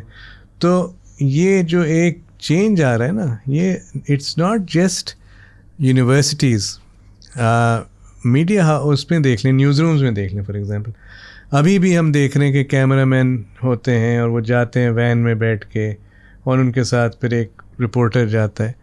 वो दिन गए। तो इंडस्ट्री भी बहुत पीछे है अभी। तो it's not just academia, industry को भी चेंज करना है कैसे रिपोर्टिंग होती है। तो आई मस्ट कन्फेस, आपने ना एक दफ़ा क्लास में वो राइट साइजिंग वाली बात की थी। हाँ, तो मैं थोड़ा सा ऑफेंड हो गया था। मैंने कहा यार ये कैसी बातें कर रहे हैं, क्योंकि उस वक्त चल रहा था जॉब कट्स पूरी इंडस्ट्री के ऊपर, जो है वो तलवार लटकी हुई थी, आज इसकी जॉब गई, कल वो इदारा बंद, वो अखबार बंद। तो आपने कहा ये डाउन साइजिंग सिर्फ डाउन साइजिंग नहीं है, डाउन साइजिंग है, लेकिन ये राइट साइजिंग भी है। तो वो थोड़ा सा वक्त लगा, फिर समझ आया कि अगर इंडस्ट्री अपने खर्चे बिलावजह में बढ़ा लेगी और जिन चीज़ों की ज़रूरत नहीं है वो रखेंगे, तो जाहिर है कि आपको एक दिन आएगा कि जब कमाएंगे नहीं तो लोगों को निकालना तो पड़ेगा। अब जैसे DSNGs होती हैं, इनकी ज़रूरत नहीं है अब, मगर आप कह देंगे तो लोग नाराज़ हो जाएंगे। अगर आप ये कह देंगे भाई ये जो कैमरा मैन, इनको आप रिपोर्ट, सबसे ज़्यादा मेहनत कैमरा मैन करता है, उसको आप रिपोर्टर बना दें, ट्रेन करें उसको। हाँ, उसकी ट्रेनिंग है, उसको बस आप कैमरे के सामने खड़ा कर दें, वो खुद ही वो वैसे ही आधा उसको पता होता है। क्यों नहीं करते? क्यों नहीं हम अपने न्यूज़ रूम्स को चेंज करते हैं? उसी पुराने उस पर स्टैंडर्ड वो चल रहे होते हैं, उनको चेंज करें। उनको किसकी क्या जॉब है, किसकी क्या स्ट्रेंथ है, कौन कहाँ ज़्यादा बेहतर है। आप अपने एंकर्स को देख लें, न्यूज़ एंकर्स जो हैं, सिर्फ हम ब्यूटी पे जाते हैं, गुड लुक्स पे जाते हैं, अजीब अजीब हेयर स्टाइल बना के, हमारे अकल पे भी करें ना, थोड़ा सा नॉलेज पे भी करें। आप एक बहुत ही बदशक्ल शख्स को बिठा दें जिसकी नॉलेज सही हो, वो क्यों नहीं करते? क्यों नहीं आप एक्सपेरिमेंट करते? क्यों हमें सिर्फ ब्यूटीफुल लोग कैमरा के सामने? क्यों पाकिस्तान इतने डिवर्स है? क्यों आपको नहीं दिखते लोग जिनकी स्किन टोन डार्क है? सबको आप मेकअप करा देते हैं, सफ़ेद कर देते हैं। वो स्किन टोन डार्क होती भी है, वो भी उनको भी क्या सफ़ेद कर देते हैं ना। हाँ, तो एक वो मीम ना, और ब्राइट करें, और ब्राइट करें, बिल्कुल तो वही। तो ये चीज़ों पे फोकस करना है ना आपको, इस पे नहीं हो रहा काम। अच्छा, मुझे लगता है कि हमारी जो मेन स्ट्रीम इलेक्ट्रॉनिक मीडिया है वो सही तरह से डिजिटल मीडिया के पोटेंशियल को उसने समझने में एक तो बहुत देर भी कर दी, और अभी तक वो उस तरह से एक्सप्लोर नहीं कर पाया। इसके बरक्स अगर हम इंडिया दूसरी जगह देखते हैं तो वो basically right now the main stream media is social media. हम अभी भी वो एक अल्ट्रा ऑर्थोडॉक्स और टिपिकल जो है ना अप्रोच के साथ। इसमें एक आपका करेक्शन कर दूं कि जो हमारे मेन चैनल्स हैं 2-3, उनकी जो इंटरटेनमेंट चैनल्स हैं उसमें जो उनकी अर्निंग है, it is more than there regular advertising. जो यूट्यूब के थ्रू मोनेटाइजेशन से पैसे वो कमाते हैं, वो जो नॉर्मल एडवर्टाइजिंग से कहीं ज़्यादा है। तो वो फ़ायदा तो उठा रहे हैं डिजिटल मीडिया। टॉप पे भी वही है, अगर आप पाकिस्तान के टॉप यूट्यूब चैनल देखें ना, जो सब मोस्ट अर्निंग वाले हैं, तो वो मैंने जितना ऑब्जर्व किया है कि ये जो उनका बेसिकली रेवेन्यू जनरेट हो रहा है ना, ये ऐसे हो रहा है कि जो उनका एंटरटेनमेंट फॉर्म है टीवी का, वही यूट्यूब के ऊपर है और वही कंज्यूम हो रहा है। बिल्कुल ऐसे ही। और उसी से वो रेवेन्यू जनरेट कर रहे हैं। जबकि मुझे लगता है कि जो नया तरीक़ेकार है डिजिटल मीडिया का, यानी कि एक इंसान जो कि एक पूरा न्यूज़ रूम चला सकता है, एक इंसान खड़ा है, उसके पास प्रॉपर स्किल सेट है, तो वो पूरा अपना एक न्यूज़ रूम खुद से बना के उसको सेटअप करके और बाकायदा पूरी नशरियात चला सकता है। तो ये वाली जो ट्रेनिंग्स हैं, इसके ऊपर फोकस लगता है कि नहीं है, बहुत वो रेजिस्टेंस बहुत है। अब जैसे जब मैं आज टीवी में था, हम लोग बात करते थे कन्वर्जेंस की। बिल्कुल सर, कन्वर्जेंस बहुत ज़रूरी है। अगर आप जाते हैं एज ए रिपोर्टर, आप कहते हैं ठीक है आप किसी इवेंट में जा रहे हैं, तो आप जब वापस आएँ तो आप सिर्फ टीवी के लिए नहीं रिपोर्ट करें, आप डिजिटल के लिए भी रिपोर्ट करें, और आइडियली तो प्रिंट के लिए भी करें। एक रिपोर्टर जाए करें। हम क्या देखते हैं, बहुत सारे बड़े बड़े इदारे हैं, नाम नहीं लूँगा, बट उधर एक कॉरेस्पॉन्डेंट होता है जो टीवी का होता है, एक होता है डिजिटल का, एक होता है प्रिंट का। ये वहाँ भी तब्दीली आना शुरू हो गई है सर। आ रही हैं, बट उसमें बहुत सारे लोगों की बाइन नहीं है, वो होने नहीं देते, सिस्टम फेल कर देता है, वो फेल करते हैं सिस्टम बहुत सारी जगह। अच्छा, इसमें और भी चीज़ें इन्वॉल्व हैं, ये नहीं है सिर्फ के टेक्नोलॉजी। अब जैसे DSNGs हैं, वैन्स हैं, लोग उसको और चीज़ों में इस्तेमाल करते हैं। सर एक अहम सवाल सर ये है कि हम तीनों के अलावा आपके कौन से ऐसे स्टूडेंट हैं जिन पर आपको बहुत फख्र हुआ जिंदगी में? मैं सारे स्टूडेंट्स से, मुझे सारे स्टूडेंट से फख्र है। ये तो बहुत ही आप वही बात है कि मेरे 2 बच्चे आपके कि इसमें से आपको फेवरेट कौन सा है? नहीं मैं तो 3 वो के तो- आपको एक्सेप्शन दे दी। नहीं आप नहीं वैसे लोग थे जिनको आपने पढ़ाया सिखाया, आज वो इंडस्ट्री में बड़ा नाम कमाया, तो या जिन्होंने आपके अंडर काम किया। मुझे सुना है मैंने कि ज़रा खुरो साहब भी शुरू में वो आपके साथ ही थे ट्रिब्यून में। हाँ इस तरह के ना जो हम जिनको जानते हैं साहब को तो मैं कहता हूँ कि भाई आपने तो बहुत, हम तो कुछ नहीं कर पाए, इसीलिए ज़रार और मैं जब कहीं जाते हैं ना तो लोग उनको बाकायदा उनसे ऑटोग्राफ्स लेते हैं, उनसे बातें करते हैं, और मैं साइड पे खड़ा हुआ देख रहा होता हूँ, मुझसे कोई पूछे कुछ नहीं। तो ये ब्रॉडकास्ट मीडिया का फायदा है। ट्विटर पे सर उनका बड़ा कमाल है ना, वो जो ट्वीट्स करते हैं वो इतनी ज़बरदस्त होती हैं कि सर ये एक गैप है जो मुझे शायद नजर आता है कि जो ब्रॉडकास्ट की तरफ हर किसी की आंखें होती है ना, जो वो चाह रहे होते हैं कि मैं कहीं ना कहीं जर्नलिज्म का हिस्सा बन जाऊं, तो वो ब्रॉडकास्ट की तरफ देख रहे होते हैं, जबकि जिनका सबसे बड़ा रोल है, जो सबसे ज़्यादा फील्ड के ऊपर जाके रिपोर्टिंग कर रहे हैं, सारा डेटा कलेक्ट कर रहे हैं, वो बेचारे कहीं पीछे से रह जाते हैं, सिर्फ बायलाइन की हद तक रह जाते हैं, और वो भी उन्हीं तक पहुँच पाती है जो देख रहे हैं या पढ़ रहे हैं। देखिए ब्रॉडकास्ट का ग्लैमर है, ठीक है, वो आप अगर करंट अफेयर्स होस्ट हों तो आपका एक ग्लैमर होता है, लोग आपको पहचानते हैं। मगर फिर सवाल आता है कि आपको क्या करना है सहाफ़त में। आपको ये ग्लैमर पसंद है तो आप उस पर चले जाएं। ऑस्ट्रेलिया में भी ये था, पाकिस्तान में ये था कि जब भी आप स्टूडेंट से पूछने आपको क्या करना है तो 9 आउट ऑफ 10 कहते थे हमें एंकर बनना है। वो ग्लैमर है ना कि आपको एक है कि आप लोग आपको रोड पे रोक के आपको पहचाने, आपकी एक, बट सहाफ़त जो है ना ग्लैमर के अलावा भी है, और वो अगर आप करें वो डिफ़िकल्ट तो है, बट बहुत सारी चीज़ में अगर आपको रियल जर्नलिज्म करनी तो हो सकता है आप बैकग्राउंड में रहें, आप लो प्रोफाइल रखें। असल स्टोरीज तो उसी वक्त निकलती हैं जब आप लो प्रोफाइल, अगर आप सब सामने खड़े हैं तो फिर स्टोरी नहीं निकलती। फिर तो जैसे आपके स्टूडेंट जिशान है, वो दोस्त है हमारे, वो ट्रिब्यून के मैगजीन चला रहे हैं, बहुत दफ़ा बात होती है आपसे। तो इंडस्ट्री में खासतौर पे इंग्लिश मीडिया इंडस्ट्री में ऐसे लोग जाहिर है कि हमें मिलते रहते हैं कि तो कहीं ना कहीं आपका तस्करा कर रहे होते हैं, कमाल साहब के साथ ये हुआ। तो आपको जब आप सोचते हैं कभी तो क्या याद आता है कि किन लोगों को आपने बनाया और फिर वो आज बड़ा अच्छा काम कर रहे हैं? देखिए मैंने तो सिर्फ मेंटोर किया। बहुत सारे जो सहाफ़ी जो जहाँ आज पहुँचे अपनी मेहनत की वजह से पहुँचे, ठीक है, ये नहीं है कि मैंने उनको। पाकिस्तान में जो सबसे मुझे लगता है जर्नलिज्म में भी और बहुत सारे प्रोफेशन में मेंटोरिंग नहीं है, गुड एडवाइस नहीं है। जैसे आप अब्बास को मैं कहूँगा ठीक है आप मेरे पास आते हैं, आप इन गुड फेथ आते हैं, आप कहते हैं कि मैं कुछ इनसे हो सकता है मुझे कोई अच्छी एडवाइस है। मैं जो इनको एडवाइस देता हूँ गुड फेथ में देता हूँ, बेस्ड ऑन जो मुझे बताते हैं। अब इनका काम है मेरी एडवाइस सुने ना से, हो सकता है मेरी एडवाइस गलत भी हो, ज़रूरी नहीं कि सही हो रहा।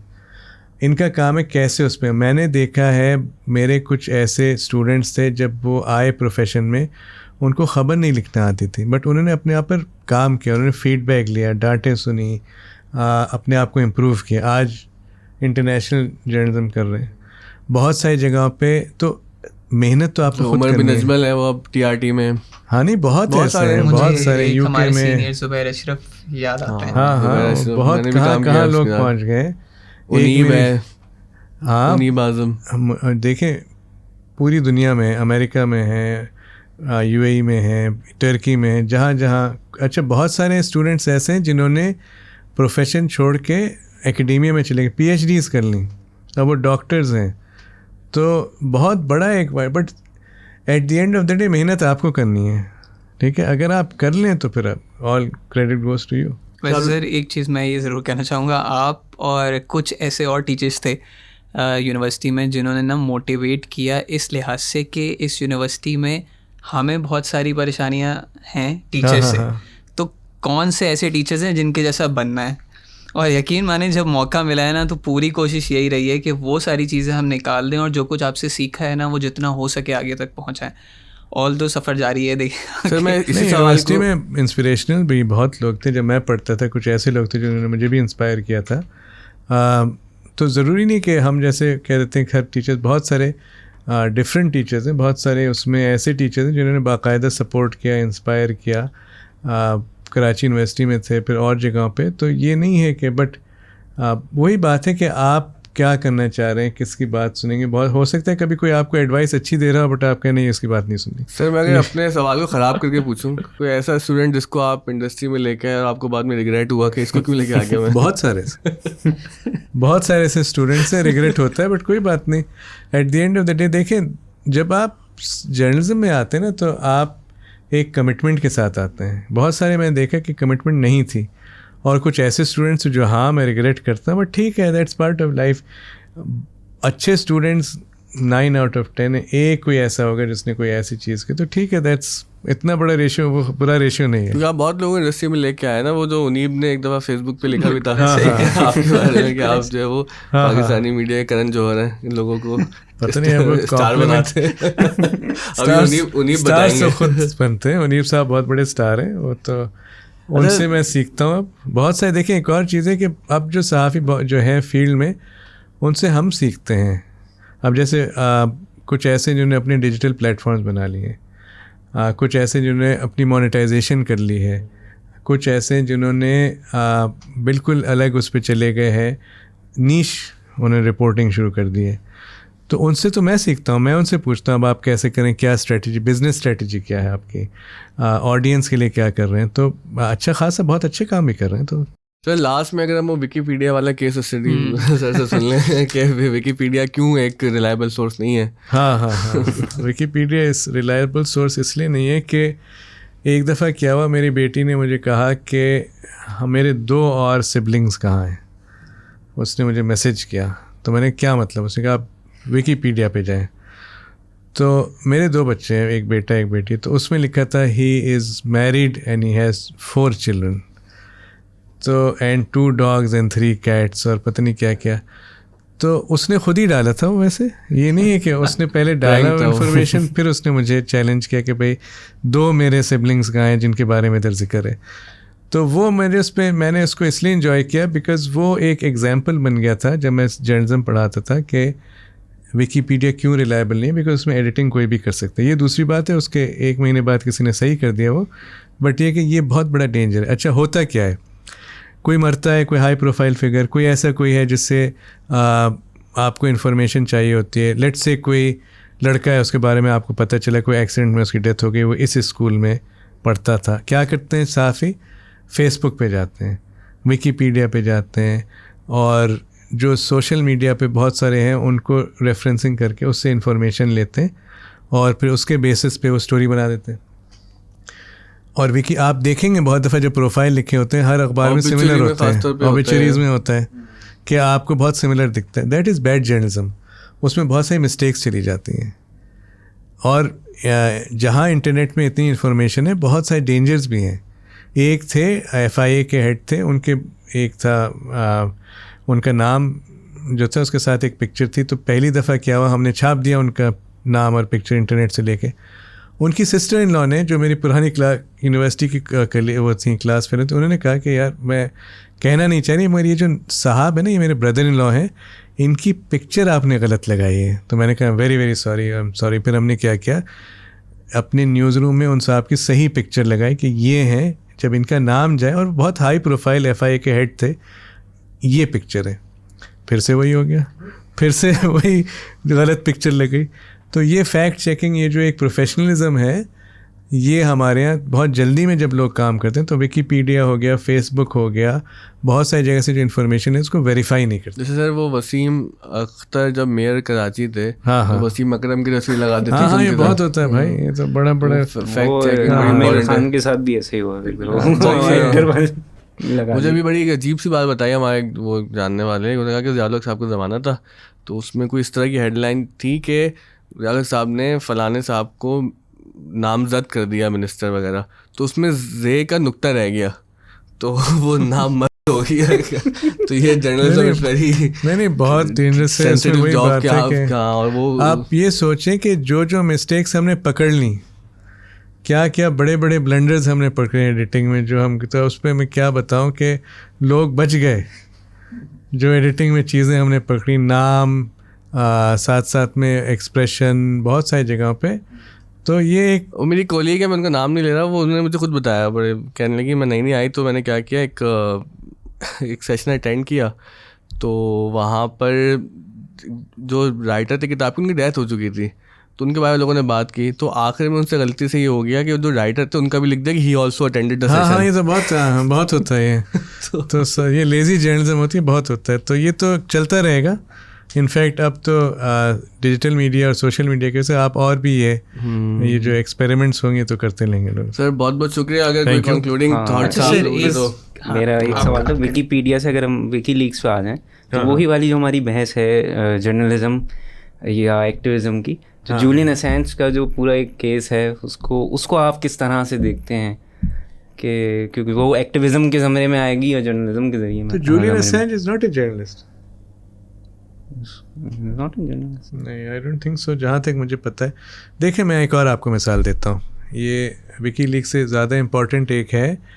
अभी इंडिया में क्या हुआ था कि सुप्रीम इन्होंने शुरू किया था इलेक्टोरल बॉन्ड्स का कॉन्सेप्ट, जिसमें आप जो है किसी पार्टी को डोनेशन देना चाहें तो आप एक बॉन्ड ख़रीद लें और वो पार्टी को चला जाएगा। अच्छा, उसमें जो ख़रीद रहा है उसका नाम डिस्क्लोज़ नहीं होगा। तो ये एक बेसिकली पॉलिटिकल ब्राइबरी थी जो मोदी गवर्नमेंट ने इसको कहा ठीक है, बिकॉज जाहिर बात है उनको सबसे ज़्यादा बेनिफिट इसका मिल रहा था। उसमें क्या हुआ कि चैलेंज हुआ सुप्रीम कोर्ट में, उसमें ये आ गया कि अब आप जो हैं सबके नाम अब आप रिलीज़ कर देंगे जिन जिन ने ये बॉन्ड्स ख़रीदे। सुप्रीम कोर्ट ने जब ये ऑर्डर दिया तो इलेक्शन कमीशन ने सारे नाम रिलीज़ कर दिए। प्रॉब्लम ये थी वो डेटा जो था मिलियंस में थे नाम लोगों के। इसमें क्या हुआ कि सहाफ़ियों का जो रोल था, जो डिजिटल प्लेटफॉर्म्स थे, बिकॉज इंडिया में जो मेन स्ट्रीम मीडिया वो बहुत अब बायस्ड, बहुत कॉम्प्रोमाइज़ हो गए, तो 4-5 डिजिटल प्लेटफॉर्म ने इसको एक प्रोजेक्ट बनाया। उन्होंने कहा ठीक है ये आ गए ना, अब हम आपस में डिवाइड करेंगे और हम इससे नाम निकाल के प्रोसेस करेंगे इसको। और जब उन्होंने किया बहुत सारी चीज़ें सामने आई, किसने कितने पैसे दिए, कहाँ दिए, सब वो इन्फॉर्मेशन जिसको हम कहते हैं डेटा जर्नलिज्म, वो जब हुआ उसमें कहते हैं कि जो इंडियन इलेक्शन में बीजेपी को वन ऑफ द फैक्टर्स वो ये भी था कि ये एक्सपोज जो किया इन्होंने बीजेपी को। तो जैसे आप विकीलीक्स की बात करते हैं, जब इतनी सारी इन्फॉर्मेशन एकदम से आती है, जर्नलिज्म का काम है टू गिव इट मीनिंग। वैसे तो इन्फॉर्मेशन जैसे अभी आपने एक पूरी लिस्ट निकाल दी कि पाकिस्तानियों की जिन्होंने दुबई में प्रॉपर्टी ख़रीदी है, उसके बाद कुछ हुआ नहीं पाकिस्तान में। वो तो जर्नलिज्म को डेटा जर्नलिज्म के तहत प्रोसेस करना चाहिए था, पहले वेरीफाई करना चाहिए था, उसके बाद किसने क्या लिया। वो आप बजट पे अभी तक रो रहे हैं कि आपके टैक्सेस बढ़ गए, वो भी तो पकड़े ना जिन लोगों ने टैक्सेस आपके खा के वो उस पर कुछ नहीं हुआ। तो ये बहुत इंपॉर्टेंट है हमारे लिए। एक दो सर नाम आए ना, वो भी तो FIA के उनकी बीवी का है। तो बिल्कुल करें आप, जर्नलिज्म तो यही है ना। अब जर्नलिज्म के जो लास्ट फ्रंटियर कहते हैं वो डिजिटल मीडिया है। इसे हर किसी को तो बंद कर दिया और मेन स्ट्रीम तो करनी, तो डिजिटल मीडिया पे ये सब चीज़ें आनी चाहिए। तो फ़र्क ये ना उस वाले केस में विकीलीक्स वाले के डेटा उन्होंने खुद लीक किया। एक हाँ। तो वो पॉइंट है कि सुप्रीम कोर्ट ने रिलीज़ करवा दिया या जर्नलिस्ट के हाथ डेटा ऑफिशियली या लीगली आ गया। वो ये सवाल कर रहे हैं कि जर्नलिस्ट जब मतलब ये कि परसीवली इलीगली या इनफॉर्मली डेटा कहीं से चुराता है या हासिल करता है। फॉर एग्जाम्पल इस सारी सिचुएशन में जो इन्वेस्टिगेटिव जर्नलिस्ट है उस पे क्या होंगे कि भाई उसके लिए कौन से रूल्स होंगे? देखिए रूल्स उसका तो काम ही ये होता है कि भाई मैंने किसी ना किसी तरह से, देखिए विकीलीक्स में 3-4 बहुत बड़े न्यूज़ ऑर्गेनाइजेशंस भी इन्वॉल्व थे। वो जो थे उन्होंने वो डेटा लिया, पहला काम क्या किया उन्होंने उसको वेरीफाई किया। देखिए सबका एजेंडा होता है। बहुत सारे लोग जो आपको इन्फॉर्मेशन देते हैं, मैं अब्बास से कहता हूँ कि भाई ये बड़ी ख़बर है, ये मैं आपको बता रहा हूँ, आप फिर क्यों करता हूँ, इसीलिए मेरा उसमें एक एजेंडा है, मैं चाहता हूँ ये ख़बर निकले, आपके ख़िलाफ़ होगी, मैं आपके ख़िलाफ़ हूँ, मैंने इनको ख़बर आपके पास। तो जर्नलिस्ट का काम क्या है, यूज़ ना हो। तो विकीलीक्स में उन्होंने पहले वेरीफाई किया, पूरा एक इन्वेस्टिगेटिव प्रोजेक्ट हुआ, उसके बाद वो ख़बरें उन्होंने निकालना शुरू की। ये होता है जर्नलिज्म का रोल। अच्छा सर, मेरा बस ये आखिरी आपसे क्वेश्चन हुआ कि आपकी हमारी मतलब कलेक्टिवली तो नहीं कह सकता, बट मेरी उम्र से तो कुछ ज़्यादा एक्सपीरियंस है आपका। मैं ये पूछना चाहूँगा, आपकी पूरी लाइफ में जो आपका प्रोफेशनल एक्सपीरियंस है उसमें आपने मुख्तलिफ़ फील्ड्स को और उनकी नेचर्स को जो है वो ज्वाइन किया, वहाँ पे एक्सपीरियंस किया, और आपको देखते ना तो आप एक कामयाब शख्सियत के तौर के ऊपर सामने आते हैं जिनके जैसा लोग बनना चाहते हैं। ऑल्दो जब हम मार्केट को देखते हैं तो हमें ऐसी एग्जांपल्स भी मिलती हैं जहाँ बहुत बड़ी एक डिस्पैरिटी आती है। तो इसमें जो एक शख्स है जो अभी बड़ा हो रहा है और देख रहा है कि एक मोटिवेटिंग फैक्टर आप हैं और एक फिर इस तरीके का डिस्करेजिंग फैक्टर भी है मार्केट में. सो वो इस चीज़ को किस तरीके से असेस करे, डिज़ाइन करे, डेवलप करे कि वो एक पेस के साथ अपनी लाइफ में ग्रो भी करता रहे, यानी कि फाइनेंशियली और इंडिविजुअली भी. देखिए, पहली बात है, अगर आप जर्नलिज्म करें तो आप ये याद रखें कि आप में अगर आप प्रॉपर जर्नलिज्म करें तो आप पैसे नहीं कमा सकते. हमारे पास करंट अफेयर्स एंकर्स हैं जो 40-40 लाख करोड़ तक सैलरी मंथली उठाते हैं, बट उसी इदारे में ऐसे भी लोग हैं जो 30,000, 25,000, 15,000 पे भी काम कर रहे होते हैं. ठीक है, तो वो जर्नलिज्म नहीं है. मैं कहता हूँ वो शो बिजनेस कर रहे हैं, बिकॉज वो एडवर्टाइजिंग रेवेन्यू भी ला रहे हैं. तो वो उसको एक तरफ रख दें. आप एज अ जर्नलिस्ट आपको ये तय करना है कि आप कैसे सर्वाइव करें स्ट्रेट अपने, और करते हैं. मेजॉरिटी जो जर्नलिस्ट हैं वो ऑनेस्ट होते हैं. ये एक सॉर्ट ऑफ एक इमेज है कि सारे जर्नलिस्ट चोर होते हैं, पुशी होते हैं. नहीं, ज़्यादातर बहुत ऑनेस्ट होते हैं, अपना काम कर रहे होते हैं. इसमें बहुत इम्पॉर्टेंट है कि आप डिसाइड करें आपको करना क्या. बहुत सारे सहाफ़ी ऐसे हैं बस जो इसी में खुश हैं कि वो सुबह को या शाम को जाते हैं दफ्तर, अब 6 घंटे 8 घंटे एडिटिंग करते हैं और घर आ जाते हैं. उनका कोई एम्बिशन नहीं है, वो उसी में लगे रहते हैं, फैक्ट चेकिंग में, स्टोरीज़ को सही करने में, प्रेजेंटेशन में. उसके आगे उनका कोई एम्बिशन, बड़े खुश होते हैं अपनी ज़िंदगी. आपको डिसाइड करना है आपको करना है क्या. आपको रिपोर्टिंग करनी है, एडिटिंग करनी है, कॉपी एडिटिंग करनी है. आपको बहुत सारे सहाफ़ी कहते हैं कि नहीं मुझे रिपोर्टर बनना है, मुझे इंटरव्यूज़ करने, एक्सपोजे करना है. मसला आता है कि बहुत सारे सहाफ़ी शुरू ही में बन जाते हैं इन्वेस्टिगेटिव जर्नलिज्म. वो कहते हैं कि आज ही से मैं सबको एक्सपोज. हर चीज़ का एक टाइम होता है, हर चीज़ का एक एक्सपीरियंस होता है. पहले आप जर्नलिज्म सीखें, फिर आप एक्सपीरियंस गेन करें, फिर आप उस स्टेज पे पहुँचें कि जो लोग आपकी बात सुने और आपकी एक क्रेडिबिलिटी हो. तो एक चीज़ होती है सहाफ़त में, वो होती है क्रेडिबिलिटी. वो आप हर कॉस्ट पे प्रोटेक्ट करें. अगर वो आप प्रोटेक्ट कर सकते हैं, आपकी रेपूटेशन हो, वो सबसे बड़ी आपकी अचीवमेंट है. उसको आप कायम रखें बस. सर आखिरी सवाल मेरा, जो क्रेडिबिलिटी की आपने बात की, इससे जुड़ा हुआ ही था, वो पहले से सोचा हुआ था मैंने. वो ये था कि आपने 5,000 रुपये वाला रूल बताया था एक. 5,000 वाला रूल नहीं था वो, बट चले. हाँ, तो उसमें वो जो रुपये की डिवैल्यूशन हुई है उसके बाद कोई उसमें आपने अमेंडमेंट किया, वो रूल क्या है? उसमें ये भी मैंने कहा था कि बैठ के हिसाब ना लगाएं कि मेरी एक दिन की तनख्वाह इतनी है तो ये सब. बॉटम लाइन इसमें ये थी कि आप ऐसी कोई चीज़ ना लें जिससे आपकी सैलरी से ज़्यादा हो एक दिन की, उसकी वजह कि आप कॉम्प्रोमाइज़ ना हो. बहुत सारे लोग मार्केट में मौजूद हैं जो आपको जैसे जैसे आप बढ़ेंगे, आप प्रोफेशन में आपका नाम बनेगा, वो कोशिश में होंगे किसी तरह आपको ब्राइब कर दें. चाहे वो आम की पेटी हो, चाहे वो बोतल हो शराब की, चाहे वो कुछ भी हो सकता है. और उनकी ये भी वो कहते हैं नहीं आप ये हमारी तरफ से तोहफा, बट उनकी एक्सपेक्टेशन यही होती है कि आप उनके फेवर में लिखें या उनके ख़िलाफ़ ना लिखें. इन चीज़ों से बचें. बहुत मुश्किल होता है कभी कभी. तो आपका रूल क्या था एग्जैक्टली, कितना % सैलरी का उससे अगर आपकी एक दिन की तनख्वाह से ज़्यादा वैल्यू है, और ये मेरा रूल नहीं है, ये एक इंटरनेशनल रूल है कि आप एक दिन की इसके ये माने नहीं है कि अगर आपकी 30,000 तनख्वाह है तो इसके माने 1,000 रुपये से ज़्यादा.